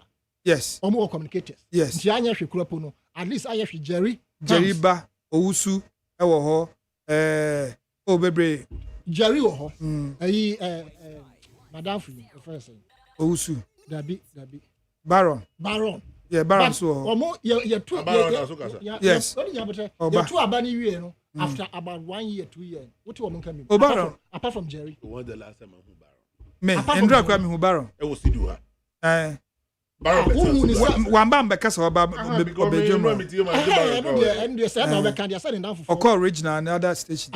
So I'm saying say party 13 no. Who you or munyina who am no more communicators after election. Okay. Apart from NDC and MPP. Exactly. None of them. No, and can't say none of them because PPP LPG omo communicator. Yes. Yes. Consistently up. I don't know you despite media. Yes, but omo ko so Kingdom. LPG I know they go to Kingdom. Why neko? Jerry will sometimes go to Kingdom, so around there, and then probably other station. Until your Pencroft, at least there's some a little bit of consistency. Yeah. But you better about they all fizzle out. Oh my God. And to say you about to a bar. PNC crowd me who am communicating bako crowd. The case. You can't say. No, you can't to an or yeah. On CPP. PNC, this guy, Nana I'm reaching to. No, so about is all. So see, I say on your. Yeah, not making. You understand? More Johnny. And this parties, no. ODAME, what do you think they are looking for when it comes to election? It's money. Okay. And my young casa be my way. My young casa be APC. Omo communicator Ben who say. And I didn't know what that. Exactly the case. Since the inception of that party. Yes, Francis and Samuel. Omo year 2 abani wia Razak. Year 2 wia enwano no. Razak then Kojopoku. Yes, and also obey MPP ni. And Chombiano. You see, these people do not come out to communicate for the public to feel their presence. Now your baba to Madia. Now omo share pek no the omo negotiation na say omo say we dey be my ayaraga yampi obetu ye. E dey into obetu say yampi. You understand? So they go in for what they would consume within the 4-year term. And unfortunately, the parties will give them. Me ameti hey. Obi ma misika say because he was say me NDC ni. NDC ni be na ka say ebia ma yese ya mounti nti na ma me kasa sa enya se me kasa ma NDC time na NPP wo opposition na owura jo mahama na breso dum so adokro ye no me Jennifer Queen na Reverend Charles Owusu Prime FM ye jina mu dendende sa nkrofo se me ye friend say MPP at the time I was the deputy general secretary for the CPP but they were tagging me as MPP and now at 10 no almost me NDC so you see the thing into your party akese na no mo trust no mo dwen say we mo iska no mbepe after all say you to abawie kra omo nyina no uka omo vote ni bomba percentage o mbenya no sports ballot box no eche ne percentage eche omo percentage so why worry say we ma obi $500,000 $1 million no mama say omo me dwen no numbers be no mo dey ba ska obobo ehun am na de man wan oh damn me wo so ya no person e kan say me be chi ade omo je de mo na uka wo so say be chi na me so say me na wo boss why den na me boss ya ade dey anim a obi anim me enda menim nche be bisa we public knowledge say party be my party be 500,000 million oh damn me I is sent for more juma no mo fiche nkrofo anim sa no mo akokon asem yeah me be 500,000 million $500,000 and $1 million men can say 500,000 million into your sika anka say we tilt towards you one and enim say APC they tilt towards somewhere and they answer no muka where ka ho no now I am menstrual or that means so say that wo ye be chim ya uka ho bi ye be chi say den waka say APC tilt towards NDC omo de me kokota we ka ho bi APC tilt towards NDC na oso so obeka no na sa na me nka na say wo na wo ka bibisa say no na wusuro no na enenso we te say Eda me kobo ayarga din ha wan funu in ono dem say need to oti eda me body din wan funu in nti uba this time was say for MPP say otete towards MPP sa na wo ka dia fine nti bag no omo hwe ba bi e ho be de ohun no omo agini boom omo de ade boom omo say oh damn o ma program kra no me who kasa me pese who kasa with clear heart and confidence. Yes. That confidence, I don't have it. And the one who could go on to me, but I didn't say, wouldn't know, I do a boom. There. Enduro. And Fula. Omo boom. And I joke no more negotiations. Sika. No, I say. Oh. Wow. Into Moko is no more way in we are. Now, fed your mother trouble was a party way, NPP, NDC, sa na ya to abada wi na omo sakti akoda because enti asakika se mun console no mun console no hwamo na console no me ka ho bi obi bia mo hwe se omo aye mobo omo flabera madamfo what yes I won't go bit so me na share only once I think in this studio whatever it is and an accent so ya me de enti me penasem ono so what yes ne ho odin na ho na mbe console no obi amese maye pertinent to me and climb the ladder to a contest 2024 elections. Climbing the ladder to almost say a Japanese document we know. A woman dada. Say certain parties are would diagro and I will flat bear a demonstration contractor. Into a no crop on where you're money. Into a quite be as a baby touch my kitty ye be you a film. Into your I'm not surprised. Bisa said, you think say phones na fele koye no. KWADWO ne other parties omo nyina de be better than the PNC there. PNC then media they say omo dey be better because PNC they rushed. They rushed. Yes, time omo yi omo flag bearer na nkasa. That time kwade nomination form ye be add to hold. No mu yi omo flag bearer and some kwa akoyi. And some kwa akọ pick form. Aka 3 days. Emma rephrase. We say we media they say omo dey na correct and say enye correct because they rushed. They say media they say KWADWO omo dey na wo bisa say be paper say. Me say media they say omo dey be better than PNC. Good. Okay, since say wo dey no enye better. Why must you be accepted? Say so come PNC. So enye better. Ya from wa quality still. And that's still enye better. Consolation be ben a woman. Anu na make kwana menti ase. I'm so menti ase. Nti say won so wo tra ha na o ka kire me say ade na ye nkonsole o mu a. Obi a message me yi. Nana I go be na no den no ho den pa. How do I console him? When ye asem dey you. Election. Nana Adena Dr. Mahmoud Baumia Efre PNC for Consolium. Adena of Consolium. Yes. Then the ODAME made them. I saw say MPP former Consolium. Then this and Consolium to a jam. What just NDC am for them? Yes. Any unknown in the NDC as a me how me chira sem. Obi ani say do si bone bra. Obi o no ma sabe. Na damfo no na ba wukura mfa ne ho. O ma chia won si ase. Obi nso won mo to say o mo recruit to a. Obefre wo. You hwenim for no. Wherever you want to classify it is your own business. Say ni matie na kafra yako. Mate se wepra. Emrebe mamba besra wo. Megidi ye say Bible kura kan say mre ne ko na wi ya. Ye ne yen ho yentanhihia yen ho. What you say? Na ehu behia mpo say o flag bearer wontumi unqualify ye disqualify na ehu behia say party bi ebefro acheche wo we ehu wono anasema wo kan say na Ghana ho bi anim so omo de nkomo ya djuma mo NDC fo say wo wankanka ye wono ade kan yo nyame na mkoka she o say Ghana fo adwin say modwin wo so obi anim say wo ya djuma mo NDC fo na NDC fo no omo ya djuma mo omo mpo no asem to wo mo no omo antimi amfro mo banga say oh ebia yenim na etwamu yi modem amabode support ye afi say ankoyi a enye hwe afi da sese no yeso ye bebo amo no matimi aye mo ne ma yi but omo anye sa ne mu omo aye won against ni mu na adwene ye ho afre ye ndia me feel say the strategy Dr. Mahmoud Baumia afa ye no a strategy betimi a convincing a lot of people from that side to join our camp. Yes. Ebina ekoso en NDC for bre voter region. Anguna for yi nuanu anguna for start kasa. Say all these years you support to NDC no. Development aye hu bi da. NDC ma bem me hu say development. Me hu agbeni babi nani bra brepa bebre this time ko voter region. The votarians are saying that they cannot continue to be used by the NDC. Ekwan bia omotwa. Chiso video kasa wo hu sa trotrom. Odi wo mra me no beko hu. De hwe hu abonten so. Den esi wo. Wo beka se e hof ene hu efechen. Akwan no se hu me ko ho ndu wa mante. E hu efechen kran. Wo beka se the only cantonment enclave no. No, akaka mo adu ho na nkasa. Wura ho kro nim no. Ne kro akaka asa obedu ho kro nim no.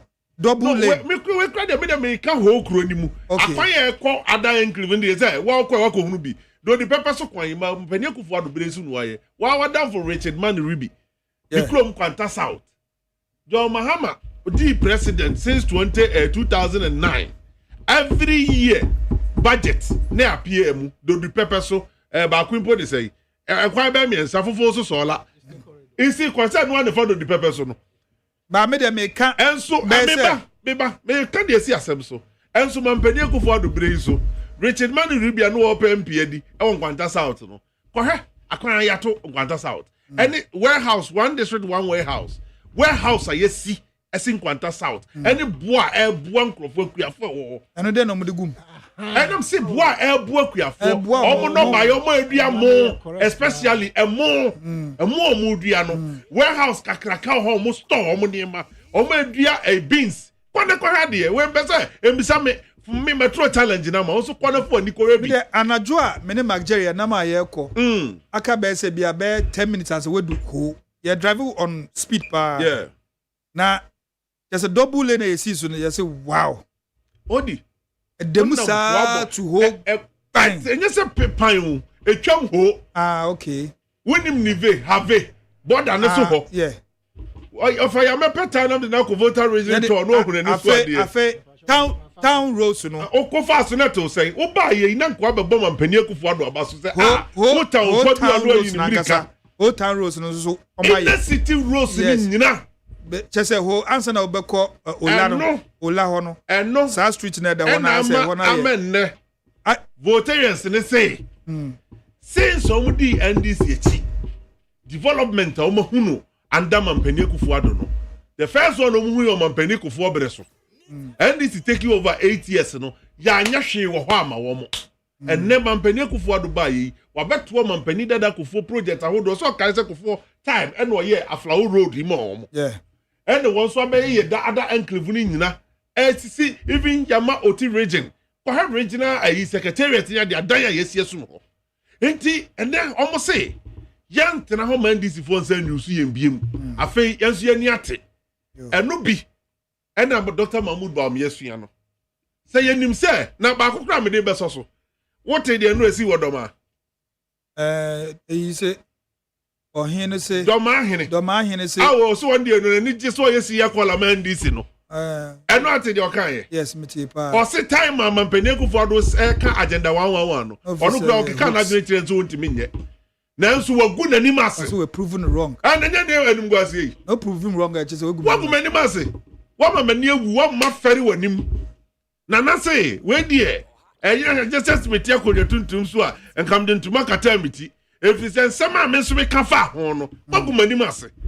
na mom de me ka tro say adwuma pa ma hyase no mo nkoso saa na de mo bekọ akọwie pa NDC yakola na akasa no na me bisa se nti jam so ko bebo sampa ye bia manana na kan odi me bua oh yeah eye no kure awaka no se won so abetra ha kan se ye no kure wo the other way so na so waka enye no waka so we yakola na me refer to ni nyina ne do ni me enu nyina kan nyina me refer to ma nya baako offer se me ja baako da baka se na one sided odi makani mi enu do kama NDC eni do kama MPP o si NDC die e na koma so no no na ni beji so be si yakola o sa party ni bubu and then the same si yakola they say because no yes si yakola nti once MPP was talking about agenda 111 no si yakola mindset nti wanye ani but then they are proving it wrong said there be even presidential candidate in Angas were convinced. Na sa agenda 111 me copy back so on go pram. And Sam George I was shocked. Fekeke. I know that ye bia no na Sam George jina hobi. Amobie. Na ke. Amobie, we are sure. Amobie. Okwa ye de no. No. Amobie back kra. Yes, amobie. Hold on. Odi. Yeah. Odi fache me refi back we Washington region ya enkufu gumo mu yemu adwuma me refi kro ni. By your commission. There be na adwuma ye adwuma mu commission ye dey. See a be frɛ o se bra be gina no hwe na nipa nkwa. And that's the reason why we built those hospitals. See a dey be nkwa. Just see the be commission. And but so okay. MPP abaya mo pe fan first mo wi agenda 111 na ka mo munsi mu wait me a kire wadin ba de America asisu dua ne say sadie mampani akufo adwuma den convince the World Bank of the NDC amen ne voters ani abre kasa say wo mo de afi wo mo nto aba NDC yimu eno sa na mo na Dr. Mahmoud Bawumia tuo no na me gidi ye say we ngo betina nkasa no muton wait me make confession say na mo ye adwuma NDC enei the onye dwuma man na dwere ne ho o se Ghana for that light say Ghana for na ehunu za na tie e Ghana for no na se mo kana me pese wo di bi beka ho o di me fa bi nka ho o se do kan no sa na mete no me so mete ye me ntie kire mu na me di ama okay wo se Ghana for na dwere say e bi nso adwene ehunu say yampa and woman say wo ta kwese na ofa ya o ka say ko boy ayare gadi ubo ayare gadi ze say oti wo tie de obeka bi obefre so no o say ba Ghana for nyina nim say e wa bo ko boy onya ayare kofo no it was for certain agenda what you say Now no tilted towards a certain political party. Now no assumption now omo frɛ. Come what he has say nsuma wadwuma. Ebi nom dia papa wote. Koma man DC pa. O kan wasem. My father mama me honto me. Enti mama count here. Koma man DC pa dia uja funima ne say what say yi bodyguard for enter they know they be see about two blows. Me man akwabe. What na bam dia me money di obi ani nipa me kana sem. Na obi ani nipa me kana sem. Eto na akwaba. And eto na blampo. Na me na do wa campaign say. E me na more platform. Obi ama platform. Obi as was be late. Me na ba late come to be hear me. On ba late. Me and come to be hear me. On kana ntu na me come sem. Eto na makwaba. Obani. Eastern region for mo hoye. Oh, nyame adom Eastern region ahoju wom. Odi ma fire ni. Adano say dey we. Insuo sem Eastern region. Munsuo sem ay basa. The Eastern there. Insuo no dodo na no fibire mu na. Ja galamse ni tuo na suo na ni nte. Ai se koko pada. Ja galamse ni tuo. Na suo na ni nte. O se koko pada the milk fra kala. Galamse kempe on what you milk. Ja tuo na suo na ni nte. Me nye bida. Wonya ho bida. Wonya ho bida. And this Eastern region executive. One more. I don't know how to galamse na ya machine. Don't one more. Galamse ka topic hu. And program na enye de. About for breast cancer, about for liver problem, about for cancer. They don't want you to be so mobile say Ghana no. Mo be wi a mo be ko no. But that we say Ghana for go to Dalam. Say no be say mo for adwumagu. Na amanfo enya yare na ebi so. Ma me fa we ntu anim we PNC national chairman Samson Asakia Wingobit. O say omo party omo ntumi an qualify to contest 2024 elections, you know. Mu NDC for mu console you. When so qualified, don't use one I said the Ekobo World Cup and the Ekobo African Cup. Me say wow ka say o say em say Bernard Mona say e bia omo na omo nte na. E bia nkomo bi so aye den akos. But make cry no consolation ben bi umkra na ye hwehwe. Nia aban we edidi omo. Enye consolation. Aban bi de hwan mu. Nia pipi for we the year. CPP4. PNC. Sorry, PNC4. Oh, you're modern. Any ban we are na fa kwati kwan so yi omo free. Any chirem ye say Bernard Mona chirem. Omo anka so mo party for na kasa chirem. Say errors are electoral commission no identify e wo mu no. O chiro ma omo. E ma omo correct sa errors ni nyina. Enti e ba ne say e na omo e disqualify omo.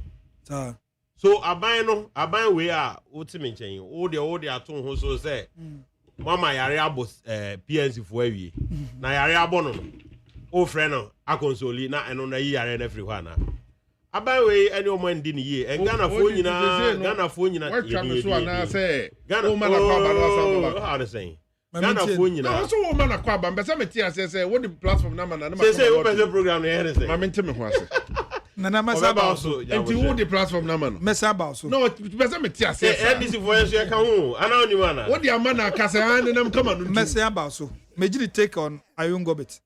Because Ayun Gobet no way we. That should be senior atu PNC no say to Akbalua. Ye nyina ebe hu bebi Akbalu ne party na gina. So Osia no say o kasa say. And that should be betu atu Akbalu. O ebe tima to bia. NDC ba. Say yes no o. Nam say NDC ba. Ena senior wonam no sa no da. Watcha saboni say. O wonam o trin oda obobo. Oda obobo no na attack ba o hwe. O that is Sir. The point is that abanene PNC for and in ye. Ghana for me, I mean, a lot of Ghanaians spoke against Niamana Electoral Commission at the year, including the NDC. Consolation being and the same coming out to defend PNC and the Electoral Commission at the Omafano. Consolation being the same. We all spoke against it. Ye pemwa enka omunya kwan eba wa contested elections. Then so aban no si so no ya aban a otu ntesuko ko se den boni a waye no so obedi no eno a na odie wo de boni a di party ente se watimi aba wa betra ha wa be ka se Dr. Baumia from a console. What is the consolation? What are they looking for? Mentias here. What consolation again? It's a non-starter. Or there no starter. To be honest with you, worth the discussion of the day. But maybe na braka say and voter region adane eko MPP. Minim adia ayene ashenso de. Ujina o na o ka say ho. Mama baba ye bibi ho. What have MPP done in ho? But what stronghold the Eastern region? You should be worried. Say egu MPP ni egu or Eastern region ho. You should also be happy. You should be very worried. Say Eastern region. You should also be happy. Mampenini efie na boboano ni nsuo nyina asai. You should be worried. Say memu ane mabawa omoto something to abamamu. Ewo Eastern region no. Enne omunya nsuo nom. Omunya binum so a de yare na ejo omkwan. That is why you should be worried. Eye voter region afie we. Mo campaign am ye kra mo timi ko en nantin fa voter region. Ade we hu Peter Mewu oko file the forms we hu. Amewu na kasa no ye campaign ma John Mahama o. Sa Peter Mewu. Ohoy. Osi tuma John na tuma me bisa mo mo kasa da be no mo fra Mewu o meeting. Enya no kre. Amewu ya lankas chocho mucho. Enya no kre. Amewu Amewu is working for Dr. Mahmoud Bawumia. Onyina ba bia kasa tuma John da. Platform best no wajina so mo tuma Bawumia. Tell me one platform. Owo ho no ye campaign o hwehwe sa aban be sesa. No abone MP no ho ban no so shaky. Exactly. Into voter region no o fa he. He find voter region and MPP betimi aka say and they are sorry ye ko campaign of voter region. Party executives come ni bi of voter region. Oh, sir. Can you imagine? You don't have in voter region. This a book or rent so en fa. Oh, region executive. Kofodia Krampa e omo diem omo say Eastern region e omo diem ni ade. Kofodia Krampa ba ji so omo ko. Sre enkola omo secondary school si. Oh, sir. Enkola no makwan a MPP for be bre papa. Kola no mo secondary school so omo mama kwan a ba omi aba obe bre brutal. Because common work crown just omo ko sre ko sek o boss for pensek for enkola no ne ahihye omo MPP ntade ansa na omo atimenya nipa dodo. Ghana for no omo tua tax omo ye vote age na omo what the power of the vote no. Omo ye ready so omo ne mo ebo MPP for ebo ntombia. Nti asakide Onti me as a keke so onko read page 23 of the Japade document. Ni nyina wo ho. Omo kan say be dia mo contest. Na mo me ma gbalu contest. Ni nyina wo. Aso wa ha na wa ultimate trust defend. Say party like PNC. Ya disqualify them but e don ko betima ko elections a. Na sa ne mo we si and na Akufo-Addo ne MPP for. Na mo for say ya the papa. Say Ghana for him. Okay. I had neat. Omo sheda no mo console no just to shield say enyo omo no NDC regional. Ya no match no ha say. NDC NPP national secretary. Omo match no wom. Yo, I had neat 100.9 FM so ne wasugua gu me mind dwumadi a de sumo wonda wie. Openi ko jeda mi ado me na magi medua ye de nsemi na ebremu. The smooth runner. Na Galamsey fights. Organized labor say almost suspended intended strike no. Raya me enti o. That's it. Basho open da me dia asemo tu anim. Enti o. Ye be kan Galamsey asemi.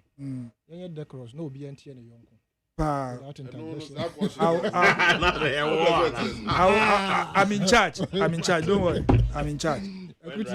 Akutia ni nimro. Many ODAME. Brian. Organized labor. I am surprised about their action. Ade. Omo di Ghana fo nyina nhwamo. Ghana fo nyina. Hwe akabo som ye no ne ekoto aba. And ADDO Danko Akufo-Addo His Excellency. At some 4 years to 5, make us 5 years. At the tia soldier for the police for quiet. Yeah. The whole 5 years no. Uncle Siaga. Into 2 months, no, the bay den because of that into Marco Trans. When them say Parliament, when there are emergency cases, they call for emergency sitting. Yeah. This one is more than emergency. Okay. In the SAR airliner, almost ombe revoke no. They should have called an emergency sitting to ensure say ombe year free. This is what organized labor should be demanding.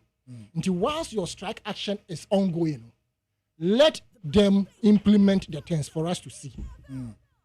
It's essential and another danko kufuado. Ye tweno say Kenoforiata is underperforming to Pamono. When tie for all the years, 7 years and on. Kopem say on one kasa the party for a sorry general still when you know. A daw peno and you know. Ebe catch ray and say, ye man in your IMF deal no you know, we pe obey you know, or you know. When ye until further later agitation was going on. On one kasa babedi abem krano. Ne kasa okaye nyina ye ewi kasa. Plagiarism from about 2 or 3 presidents. Anka eyo man bi so a anka yesi ye impeach no. His Excellency Nana Danko Akufo-Addo in his swearing oath or catch the Ghana for nyina say we say business na obey don't come close to the government. And now we pen for business adokru mo. Now so a negative business that has negative effect of the ordinary citizen. A NPP for. Many ODAME. Right. Me try her NPP any mass. Because it is alleged to say me pay NPP for us. And yes, alleged. But let's just suppose certain things. John Mahama and his NDC might have done so for 3 good years. I'm saying mass ni be crack poker. 3 years old. Doom so. Of course, not doom so. Then say Ghana can hear you know doom will be a enya Canada. There were scheduled timetable. I wouldn't say yeah, be call off summary, be call off summary. But whatever it is, it was doom so. I mean, them 3 years and more. So doom so no. Tell me if there's any scientific proof. Say because of Sa doom so no, ye wu obi. Na sabi na kosia kuma akamwa. Catch them say ye da Sa doom so no, scientifically it is proven say ye wu obi no aye tuntum. Tell me say because of doom so no, ye wu obi no na kidney disease akan. Tell me say because of the doom so no, ye wu obi na sabi na so ano akeka bom. And I say 6 akoye 5 akoye 6 and I say less than none of them could have been attributed to them so. But this particular one, it is years and years and years, decades to come, and a bad effect here. Hiroshima bomb, you turn way back in the 40s. And now I know Kasai, the ripple effect of the Hiroshima bomb, and that's what. Vietnam, Hanoi, Nesa, Ankrofona, and America, and 2 almost was. Actually, you could a fan chromosom comediate. I had the palm film. At the time, no, America for more claim say, or more war, not devastated or more munya, baby, and I make them homeless, no, or more swap blankets, if America, at the common, even though mono moku. Little did they know, say blankets, no, they are poison. Into that blanket, it claims the coach or money in aid, you know, now you're the poison. Into the ripple effect of those blankets, no man, our money kata or muhana, so that's why a raw muhunum a poison woman, and then Aminoka say, that's all. His Excellency and another Danko Akufo-Addo, a bush I will share Ghana for. And then on one castle appointees, Yahoo movie video so, Yahoo clear evidence, and letting that to them to her. And our castle rock or John Ponkroma, what concession, what baby a concession, you need. Sankaya baby. And anka na nado ya dia o si ade a wo yo anka sankrofo na apprentice no or more concessions no anka so omunyi no more resign ojo ponkroma de atudwa se the constituency on penimo bi nye galamse enya no na ye ka wo de po media menka me say me ba ne se no no aso eye bi wo ne constituency menka so ye galamse maka so ye galamse me say all concession eto na mka wo ha ebo cropotin no wo so e mo bi funi na wo so krobe a Nyabotrela make a besi asem so no rather cabrena hosting.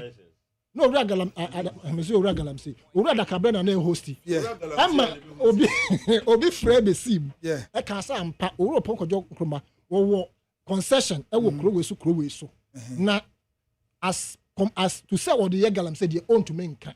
Me so me better ha menka say o galam say. But I'm saying concession na kayempam no because o ya point. Why ya point because the na do don promise and say. Na point he be an who obey business or be na buy. Nti say one kasa wa point is o mo akwaje concessions ahoro. Na o mo na enne o mo de do kro asase no. Now we say see how so can be so more de dokro asase no. Yes. But meanwhile also want to mean chere say odi ye gala na say me na me kan ye me so tu gala e wa kokko aso. Me me hanka so ponkroma wo galamsey ayu. Me say or concession from Etonam. I'm saying say even concession na owo no. Per the promise and another dan kwakufu ado my once you be hu say wa kwaji concession me wo ye business. Ono so no can say we be business there don't come near to his administration. Now so business ahuru ayeye ni MPP. Okay. Ana ODAME. Wo patch me say MPP any minerals commission. Omo nim nkrofo ya mo license just for prospecting. I am license for prospecting now. You are supposed to dig just about 2 feet be baby and 3 feet be. Now one just say go do na a test in the head.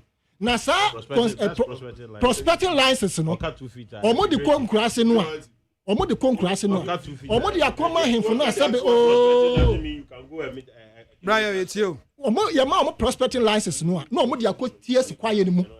No omo de mining. Prospecting license is not for mining. Yeah, it's true.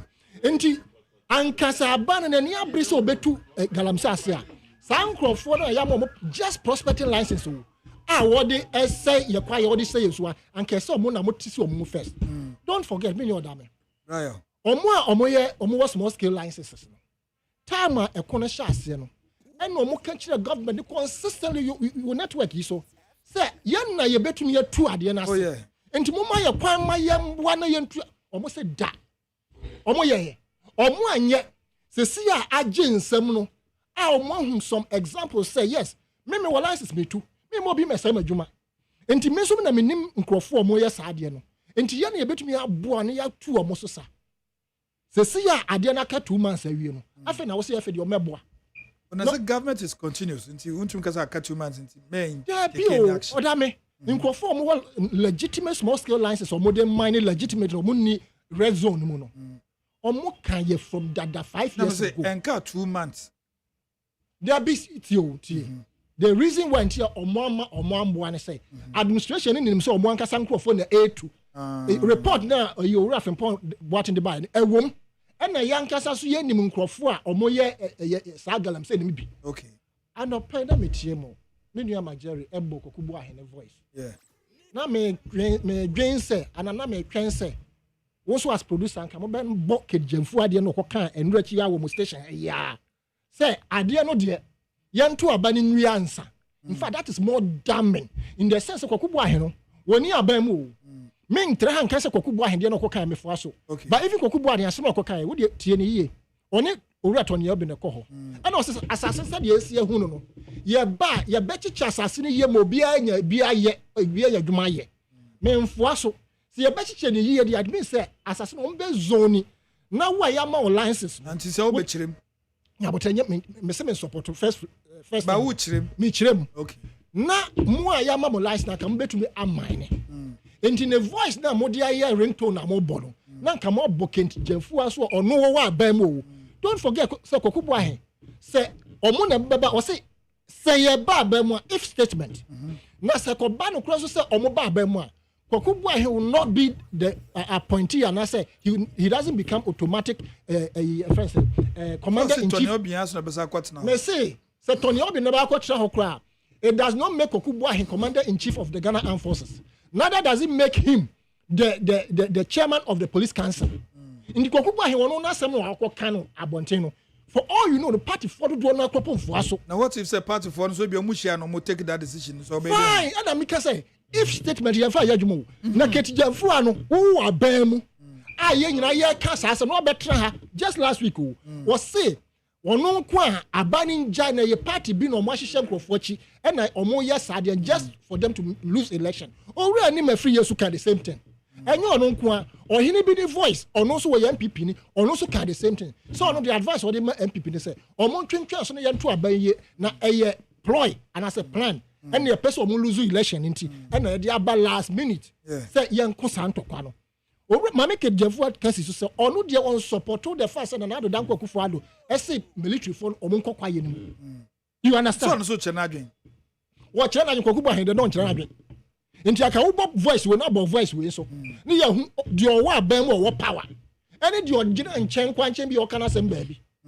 and rich yente ha na so per power nso so person na obeya yes obenya power no yes nti yen so yen gintu mu say kwesi yen tachi ko kan say na na do hye ne bottom ayi a friend say expose kan say na na do hye ne bottom owura ba wo mi aso yen no kre da bi o kan say bi am na me paraphrase na me any video no be biara okay o kan say somebody is in my pocket yes hey yes any baby what dey mpacho ma me accept say di baby a any baby mpacho ma me accept say di baby a owura kwesi yen tachi e dey ase no ka fra Dr. Baumia ne na do dan kokfa with regards to that so called tip so all patch say he has to satisfy them for which reason or pet says no me want to be another one woni ho hwe yen nyina sa no man exactly yen nyina sa no man sometimes say oh that me dey we popular we powerful so aya mo ye bi nyabotre me ka sama be siasa so me no da me ye free na me de wudi akọ Peace FM ha amanfo aye imposters me ye adwuma o Peace FM ye journalists we no eba bebre enti omunim say station we ye powerful ndi kwahwe aba station mo de ayesa no man no da bi nti wa choose obi nti na owura na ntachi de okokan no ye ngi ntu say no kura because na do dan kwakufa do bi kwa won tehwe won ka hwe Dr. Mahmoud Baumia o advice obi nti no so tro letter ba bonten no nti se kwakufu ahin ko gina bonten na se ono wo tutu na yampe abi o na to no obi ni gina hobi na to no obo we NDC spokesperson and as NDC are appointing obi we hold ministerial position pen yes and then was site na o kasa asemi se oba na so that if to no obi o kan bi o kasa o kan je kwakufu ahin o kan so ojan so onfo so anka obeyi ne ho efiri what are you talking about say omugina ho kwakufu ahin kasa ye no o se media men kan wo na me ka say onfo so a nti mo so mo fo aso nti na kejemfu avoice na mo mo no ana wan mo mabọ kwakufu ahin de ya no pai nti ade na mo mbo kejemfu aso de no asend me mo fie ha ya ba me fa send o fa ho na say wo kai kura betu abese wo kwa wo kai na wa draw my attention because more of different stations yes and your message send you very good nti anya bone anya bo apayo nti wo yenya nkasa na ye ma de ekoso the future repercussions na yet ha na ye kana densu na in polity you from 3 days ago this was started eponoso shama apolotu ebeba all the way to Nkraha ODAME ye wo bibi efa no water table ye betu boho tu e kyenko ye betu boho Nkra no na metals no na ebi abam nti moma yam fight nti organized labor sa ade no mo atwe sa no o moti ye say bibi fia ho de bibi media minim say bibi wom papa na kra wogina ho okasa na ho popo na first na onkofo ka say NDC fu na show mochi nti no chinchin chomo so mo go strike and they know clear say enyo obi na akosho obi achi so obi okay nti say omo asoso atwe ansa ya video obi show mochi nipa na wo promise so obey wo track record of lying to you say meye ABCD onyeye yo nana remwe nana ke remwe na galamse no say MPP for makwahye organize labor for echi nti no ma aresinde o decision o den to ma be na boy aboso busa na ma say kwahye we be kuntu because mu yan to me mu ma you see odi ana na hanum on say from day one organized labor started at the so best in the year MPP as a political party muni padodo na support nkofo a kasa say fight against Galamsey me one of them me one of them from the one I've been speaking against this thing that NDC for na say anya careful odi nana and idea you may think say we nya sika free betim their importance free outside the country ababenom ochana wonim di besi enti de ye bia no ye nwere wochana ho na mensere say say ne organized labor force enkomo mo ne mampani kodi ye any steps am mampani atike no they are satisfied no mo nye Galamsey ni bi ma omo de how koto mampani anim mampani mo ti asese me ya we issue na ekoso no mehu me nso me plan amafa any steps am pese me take ni na minim say recently when mampani that video bi aye trend na wo kasa aba Galamsey no don ma video kasa aba Galamsey so BBC no say mampani that na Galamsey no nso be any o say and I'm quoting him right obi aka che oso kon na nye kon a edin ano yo trofo ɛkɔn no ɛyɛ kɔn ɛden papa na it takes obi o wakukuduro no betimi atu saa na mo no na emum yɛbɛbɔ yɛn ho mmɔden sɛ yɛnti twa deɛ nya deɛ betimi atwam because economically no ɛboa nipa bebree ɛma wɔn ma figures sɛ Ghana ne go produce about 80 tons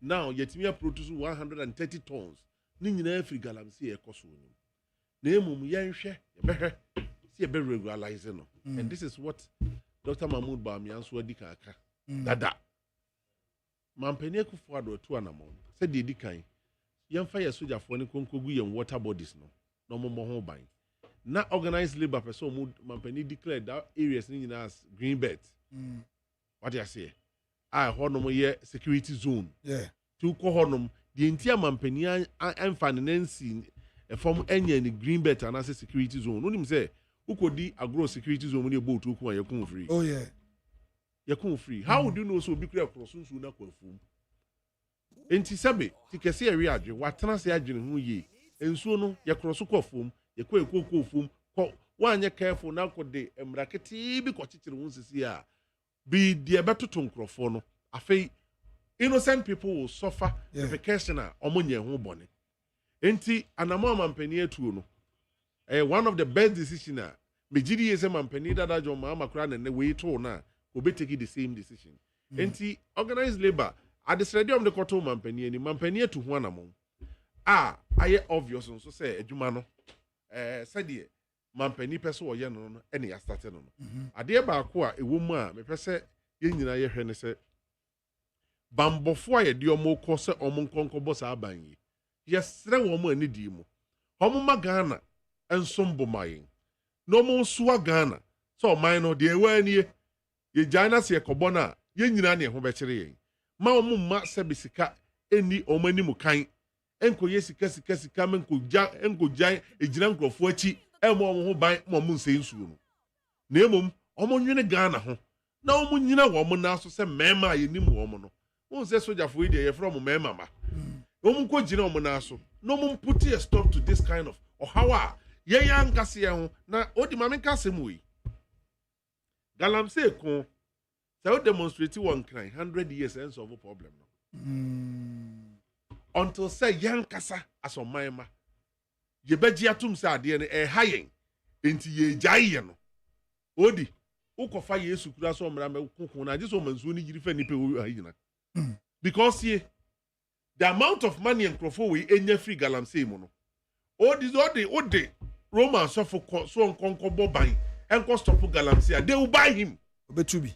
Me say one ye careful be come bano. Na fe wona tete kwa ho hwema mu so muntu. Ofa ya ti odwa nanum gba ye na ko ho no ma bank wa turn right. And say one ye careful na ODAME wo yire e ko fa galamsey yi. Ko fa galamsey yi ne yira damfo a. Odi oyire kofa galamsey ye yira damfo na oba saloon na hwe ne ma o ye ka odam de ba na oyire beka to so wa mobra me ko birthday party bi we you can say organized labor and all the abetu just say we were not bribed say na the NDC for na nam no ke ka so na me kwa matimu say ensem bi so ko social media ni so di so bi ya yes no na do say meeting e ko so NDC headquarters and to kwasim Sika NDC for the support to organize labor. I'm from Sika mom back. Oh, and then social media. Yes, Ben. And I'm saying, oh, social media no one there. Pictures in your account, Odi. Me who booker no so akwese japade bia no so che ensu free bi mu akache planned way a on be pushing crofo. 2022 NAP 2022. Me you have video ni dia man. Emergency meeting no one ko bi na ani ase videos e pie na oni videos e pie na ani bi me hwama odi ntimi guso America say dem ka kire Ghana fo nyina ne say ya ba bedroom pempenso a enipa asabe empanifo da organized labor no na dwene hunu say adesrede e de koto mampani anim no watu hu anamon enti hu hia say be koso ai demonstration no de na ye hwehwe ne say anamon tu papa bi be koso na ma yetimi aboye nsu ane ho ban menu nyina di adanse se anamon papa mampani akufo aduotu at this 11th hour said the mampeni dada Jomama Kaino. Or say it takes a bold leader. Yeah. No bet me. Atu sana mo we say. Nanka me express say mampeni dada as yinim no nka obeba bonte no abebo mampeni Akufo-Addo abaso. Say sa bere mu a aye den a na you see when they do this and them ye de galamsey nsem no near they turn near politics. But I mean maka kire me ho. Say me mfa nye politics because ye pemra galamsey gentle ha ukrum ha no ma. 2010. And started. From 2010 to 2016. From to now say you started free baby. Say what you and say the motor ni na motor massa. And I can so. Dia motor ye no, dia mo ye no. Dia mo ye no. Esusu so na ehu ni nei. Say woni ma empanifo se nya da beto bo atwa so fra no. Nya sa da na mpafe besi. Esuo fra mo nya twa. Afa na mpafe asie mu dwane. Enti odame. Baby ya beduri. Mampeni Akufo-Addo na mautu awatuo no ye nyina ebo na baso na yesere sojafoɔ mpanimfoɔ polisifoɔ bambofoɔ sɛ dwumadi adi ahyɛ ɔmo nsa no ɔmo nyi ɔmo yam na ɔmo nkɔ yɛ adwuma no so we no ɔmo ne small scale miners na collaborate na ɔmo nko confirmation nya mai small scale miners ne nso devote sɛ ɔmo bɛboa amya no information minister editor just say Ghana Armed Forces it has been accepted. Yes. Because meaning say earlier a statement Mampeni friends say Minister for Lands and Natural Resources issue here no. Yeah, and then river guards. Exactly. But way the information minister say Ghana Armed Forces any small scale miners no more collaborate. Yes. Meaning me say small scale miners no more can almost do omo ajimu no. Ebe boa che say the cost so omo so ha omo. Because omo no equity alliances. Na Odi Galamsey no see share the genesis of Galamsey a. And then they say no. Galamsey was Ghana free titi. Ghana itself. It was half free titi. But no more they are so pickers, shovel, and a normal day. And this if we be 2012 Professor Mus who you am China for be two. I have some J Park. I'm na makoma ko na no. Excavators of the two. I'm no mu ya no this is mu. No me started Galamsey. And no compensation. I mean say obekaya say nyina beka no ye ho no kura China for bowura ye mining mu under the NDC regime. No problem. Under NDC regime. But eno anya me problem. Empanifo say say wo ba jane na gu na so a ye ntwantwene. Yes. Ye pepa. Ye nuanum ye bepepa wo mo ho. Ayi wo mo ho musuo na firi ho.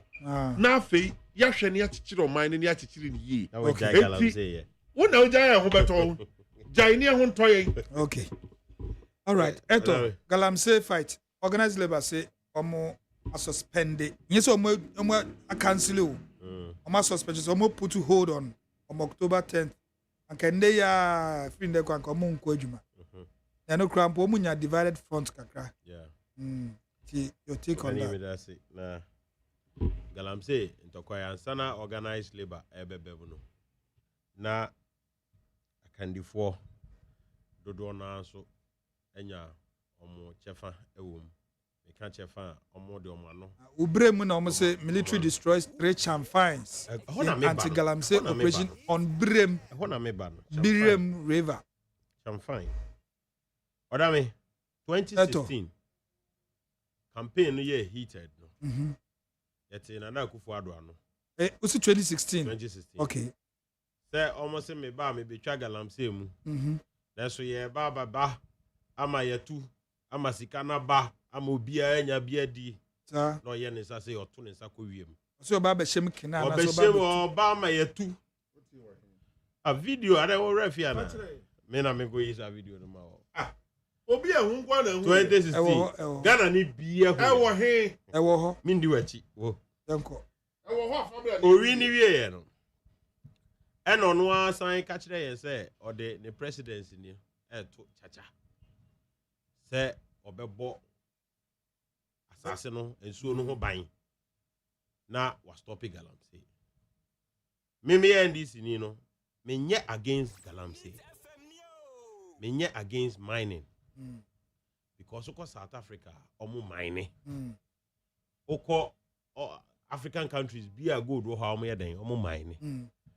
But omo ye ni nyansem se na NDC mreso mine ye koso no ɛno nti na mining no ɛnsɛe nsuo no under John Mahama people were mining yɛndu saa mpɛmpɛnsuo wei yɛnsuo sɛm asɛe ama ɛkɔ yɛn nuane na woyɛ fi ne atama sika president satam kana mama yɛ vice meba MPP for we ni 2016 no na akufo ado bɔhyɛ na ɔhyɛ 2016 sɛ ɔba ba pejam ama akoso ama obi anya bia yɛ no ɛna ɔmo introduce a new model a na yɛ illegal no ɔmo abe legalizing it in the sense say ɛnyɛ sɛ mmra support it nanso yɛyi yɛni ato nkyɛn yiwani hɔ yɛnyɛ adwuma no ɛna ɔmo de champagne business ɛbae bremu na ayɛ saa no nsuo na river pra ne adeɛ na asɛe saa no ɛnyɛ mining on the land ɛna ɛkɔ so no ɛyɛ champagne ɛna ɛsɛe no say MPP form penifo no I am on license to enter into the forest no owura forest no mu a na wate asi nsuo no so na champagne no ɛtete nsuo no ase anwea na ɛwɔ aseɛ no nyinaa sa na ɛsɔne so na yigo na ɛhono nsuo no Pause one me deep okay. Na ɛhono nsuo no. Na sɛyi nsuo no. Na ɔfata na ɔkasa no. Ɔka kyerɛ o. Nsunsuanso a nsuo hono yɛ no ɛde brɛ Ghanafoɔ. Ɛyɛ nsunsuanso bɔne a ebegya ebinom bebree yare forever in their lifetime. Saa nsunsuanso no enti na de organized labor omo dwumadie ne omo nkasa nkyerɛ ne ɔyɛ kyerɛ nyinaa yɛ den ɛbae na ne me ya ene say people are dying amanfo develop eye problems ebi nya breast cancer enanu ya no Ghana omo shipo bayere ne ade kɔ amanone no omo make sure say abrochire for UK for ne ade no e make sure say bayere be fi Ghana be kɔ no eye bayere a eye nutritious enough yare bia anya den enim for the first time airport are rejected bayere ne say nade e wo bayere no emu ntimi nkɔ abrochire ma abrofo ndi ba ne ye di wa ha no de ye mfanfa forensic bia mu enti me gidi say Ghana for dodo na no edi bayere a dade ewom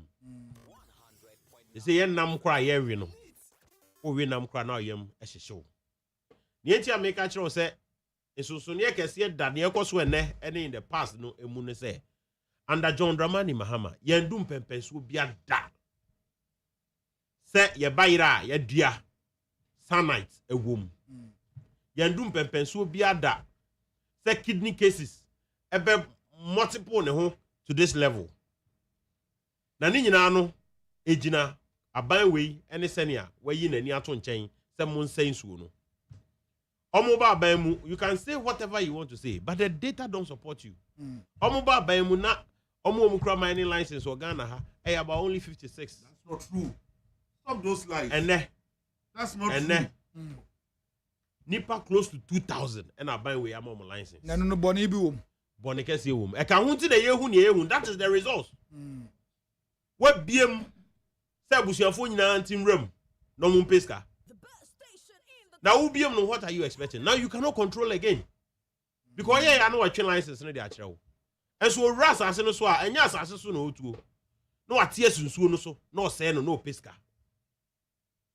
Now Ghana for ehun sunsuanso medical doctors are sorry kasa said the cases of kidney issues, eye issues, niema nhwehwemu kire say eye mercury and cyanide and this area no eba bebre ebro yeso we may not even have the human capital to handle it again.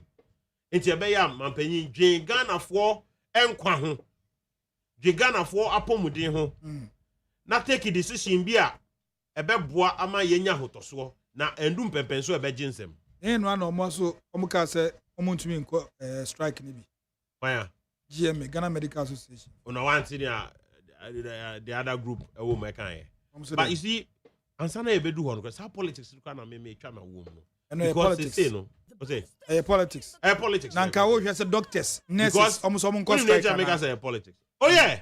Strike. We are dying. Without a strike, people are getting lifelong diseases. Lifelong. So, almost strike. When they be develop a lifelong disease? Because of almost strike. It is almost strike. Na genuinely obi enya me fasa car accident. And sana ya doctor ni wono we be discuss no. Yen so yen discuss sa manfo ani fra. Yes, I know for strike ni to me ma galamse ni njai. Was almost strike ni be ma galamse ni njai. E be strike aban no. Na baby aye duro ya ene organized labor emu apai ni ade no. Meti abronye nka. Ese ose organized labor for no I make a proposal of 2 million Ghana cedis. So mo pe size sika no. No mo nya size sika no be twa san. Sam pedi for no mo da o ma no. This is your match chance to some saka. Abronye kasa no kan e no kure o makoje 2 million Ghana cedis. O maje bribe. Ese yenkoso enyare because man peni na sigina ese na busuafo to gold ni bi. The ministers say to gold ni bi. Ni nuanom A2 gold ni bi ne nafofo A2 gold ni bi omu nyina ka sa 2000 licenses no enu nti wa hunu se wa hwe petin takra mu hu se December 7th abato no enkoyie MMP for okay nti se enkoyie dia yen hunu nsuo no yen sen nsuo no yen peska adwen a aban mu mpanifo afa a omode ebo oman ho bra eno no of course because bibie ni wa eto asum Ghana for yare say yensuo essay na Ghana Water Works kirew say nsuo na order ne dan ani no niema komu ama essay ni mfidie niema komu ama ontimi nya no pure water ma ye nom enu ti yanhwa brebrebro ye bedu ba bia we have to import water and drink wama all this warning ma panyi say da ontie medical doctors e ka kirew say amanfo yare a omode betrase afebol amanfo any fra omanfo enya kidney issues airport nso e de niema brain say ye mbaire no ne ade a ye de kwa ama no ne se gan abrofo nkonko di no ya return ni nyina say nade ewom na what more do you want to hear ansa na nyansa to trim say me mbo me mind for ho yen wo de nka suspend kakra finance form na endi na watwe mienu on suspend dem nya galamse ya goso yi enya me yawo on suspend dem mining exactly say who can o man penyin betimi de ne say see ano say mun jai champagne no new one for yen sa abone na hentam pesa o chemtem so say the mining galamse na ye ne nsuo so say galamse ye illegal into be dey stop another na dey ye illegal ye hwe say nkoso ade na dey ye jitum say illegal. But me, you see, in my view, galamsey to me is like small scale mining, and yet, idea is sinful. So far as who to go no, I was so now crack tie about home buying. But ye harmful, nay ye illegal. As I say, you fight it here. Any champagne is in so.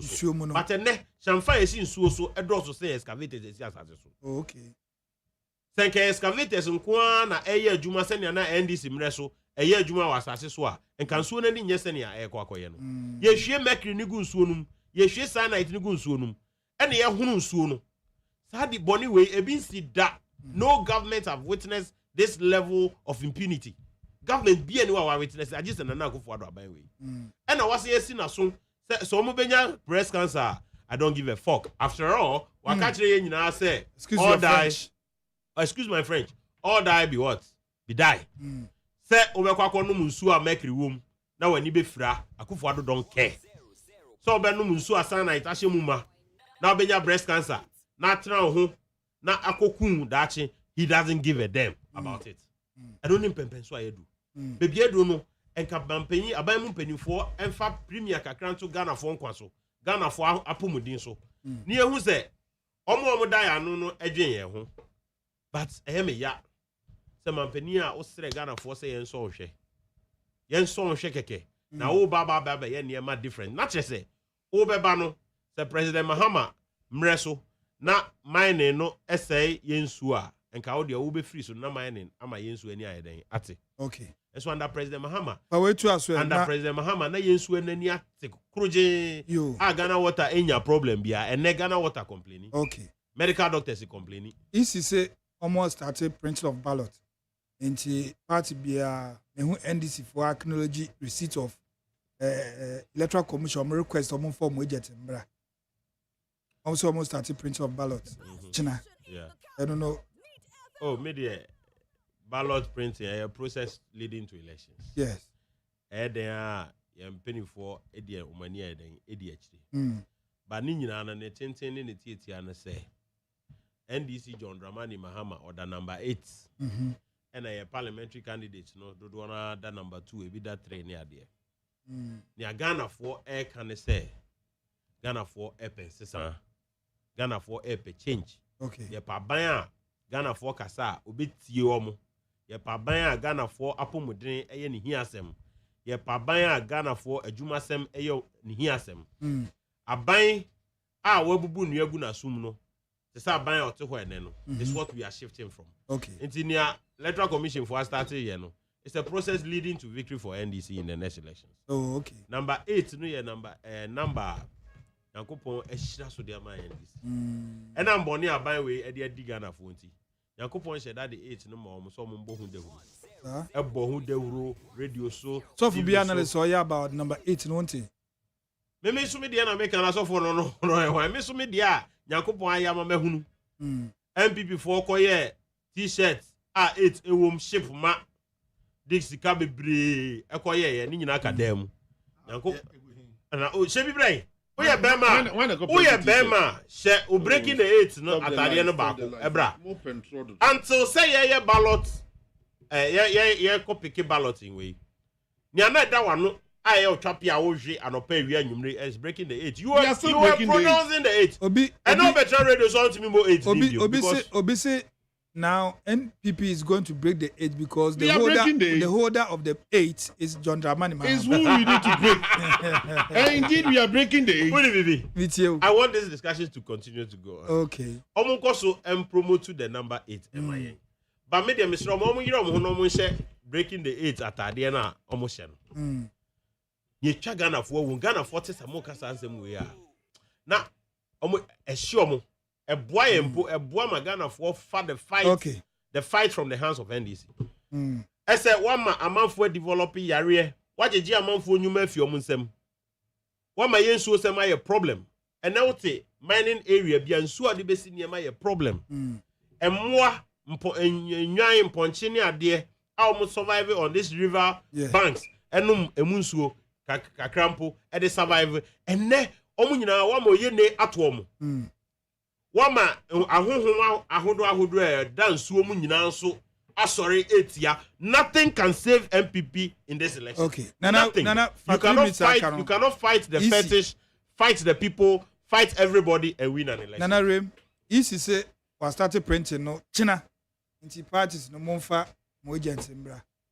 Odi before then. We knew ya kan sembia enye no kure ma men correct answer na. Ebi ni na wen. Ba isi nsem no. Otana say NDC. Etina bemu 8 years from 2009, from 2016. NDC issue 56 licenses. Enye no kure for minors. It's not true. Ampo they was 92. 92. Enye no kure. Ebesi 2016. Odi enye no kure da ya tro. Minerals Commission upon website see an on one gasakra ni data safi no oborobi. Me send it. Borrow data as me hu. That data you borrow. No create woman say.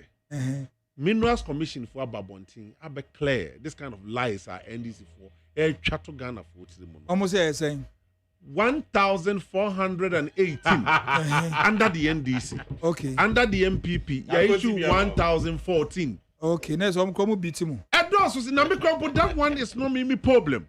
But for them to crack this kind of lies, now they deceive Ghana for no. And not them make figures in one sem. So you issue even 3 million licenses. Nearby proper mining. I don't have problem with that. Yeah. I don't have problem with that. Yeah. Now, or can be by say yes, matter. Cyanide was one when nearby a buy na eno no a kan ni nsemi wo se NDC tia ba mu de ensase na ne yesen no ne yense nsu pato ye dua bayire wo nsu obi anka so sense odi bayire dua wo nsu na nye nsu ne de water so ensu nyame ye nkosa nsu to won sending farmers obo irrigation bayire obo irrigation na bayire obi dua bayire climate change you rely on rainwater so hina ya bonso efi eyi odi mame kamasem ne de water odame na ya irrigation woni ma fo ye fi no wa irrigation ya bonso fi no ebu bayire so ai ewa hin o be bia no de bayire so for no kamasem the good thing is that enam sase na mo say ni nyina no o ma ka o ma nya bi no adan ye free sase no matie sin nsu se man say nanso mampanye kufuado do say ompene e ma ye nse nsu what the next form ye nhwe the outcome and let me say this then why okay 2019 Abraham mampanye kufuado banning all sorts of mining yes for 2 years ensu e wo Ghana nyina anything before then no na ensu ani asay you so kai dey 2013 na Ghana ensu ani asay me say 20 enti mampani akufuado di na see for more banning all sort of mining no ensu na anything na I mean chira the genesis e ko fa ensu na ni say yes an ba biem 2020 elections John Dramani Mahama kachire emkrofo mampani akufuado e di na see for more omeya asoden ye tete wo mo so almost munya ya mampani chi ma the security forces ne chi wo mo no o se amo boso bo beja wo munyina amo makoto so hold on amo makoto so akotu galamsey no owie no osuma kwakubu ahen e ma de call galamsey side from one side to the other telling them say John Mahama say so munya tis we win election no bia fa the truth to mrangure mo no betu galamsey no a videos on when you be every day and way and the motivating galamsey yes no emo mo sa tisi ngura mu biem o ma ntwempo ama 70 ni anto aba no eno mo start so be kai a abra kwaku bo ayi kosi o mo nyefie no chi o mo galamsey site ano mo yaduma no no mu kosi aye and I can say this say crofo na kwaku bo ayi ni o mo gina ho nyina I know most of them is your principal purpose the whole Ghana ba ko kan ye the whole Ghana galamsey fo nyina president he was part of team na kwaku bo ayi na your friend Pepra Kojo Pepra. When na Kasawa an interview baby. He was part of the team. And to Ghana galamsey for the president, NDC campaigner. Move ya no madani no huani. No ma ba catch na yen say, yen ye to galamsey no. Na wane to. Pepra confirm plan to me what's on NDC for 8 years what's on NDC for Pepra no tell members in the no. Yema otie for them kakra. Medima no see no. Ose ballot paper. Aka untimi nga won. Say easy.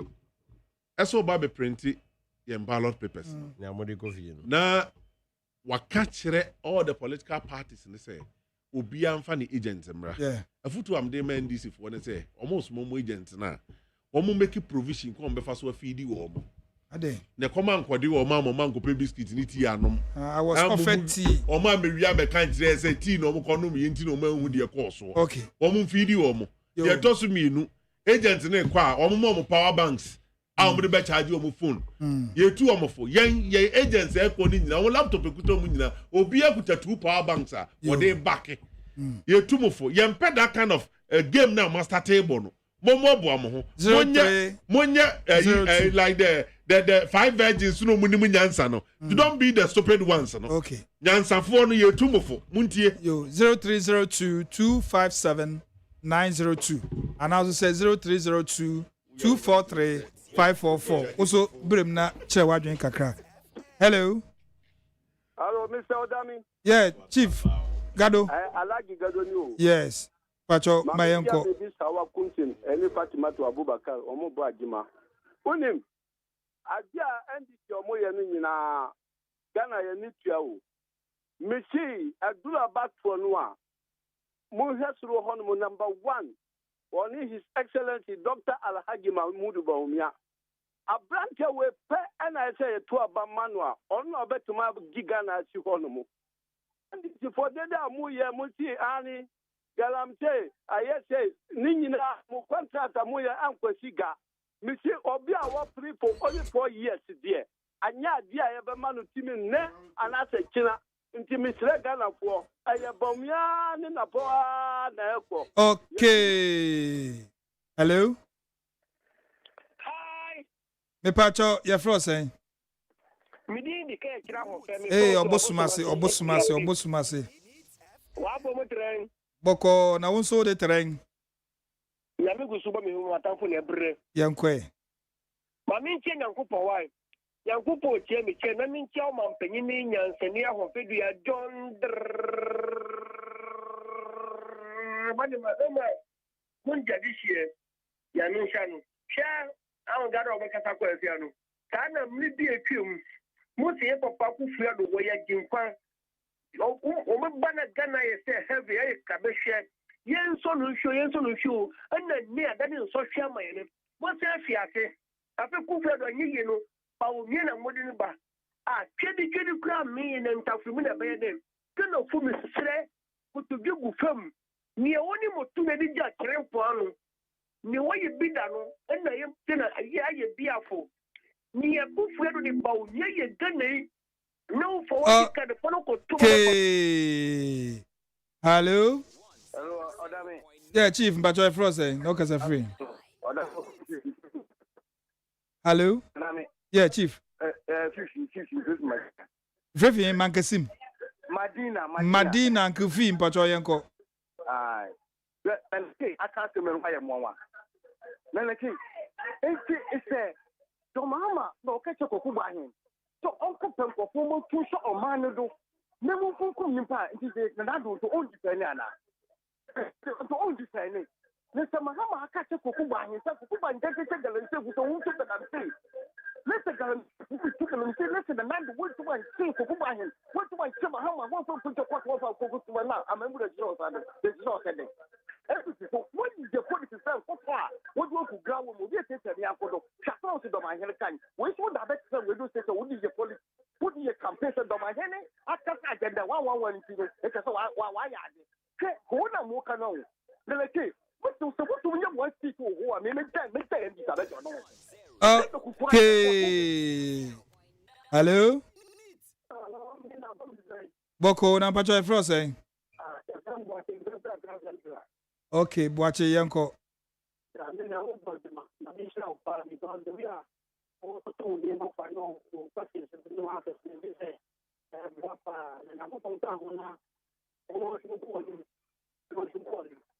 Minat.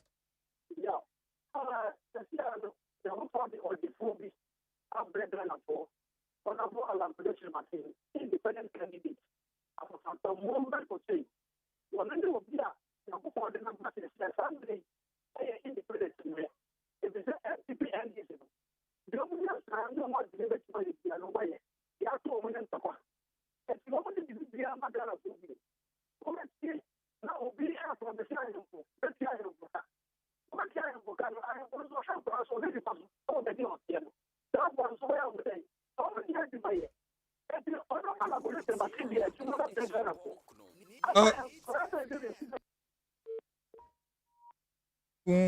Okay, hello.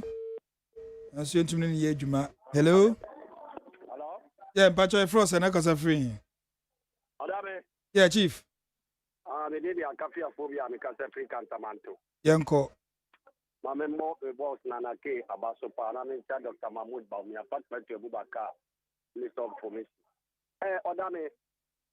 Galamse, Asamia, Yakaya, of fire, Asanitano, all depending for Kuba and Seko Kuba and Samana, or Kakayano, Nantisano, Opa. Also, okay, be fair. Now, or your campaign by MPP some times ago, so the Kaya. One caso your campaign, or say na or Kasanko Fusi or your MPP ni. Very good.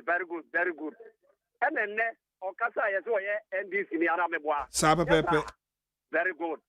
Hey, you MPP no masa yentua ni paka wo ye de ahoma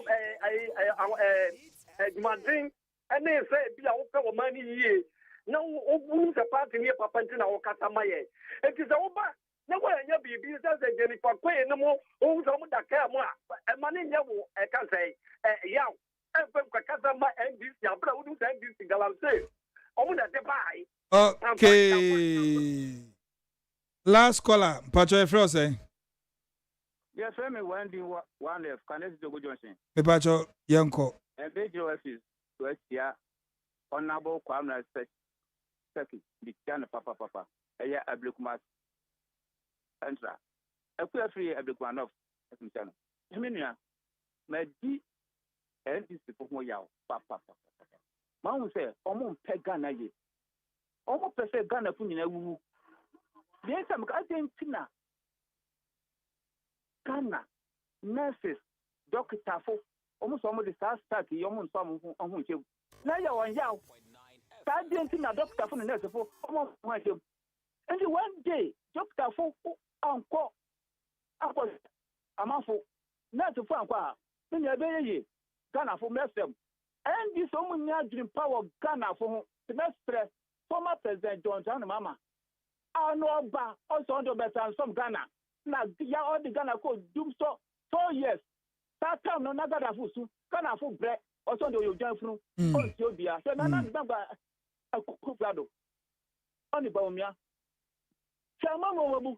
The tradition I want so much to say Ghana again. Okay.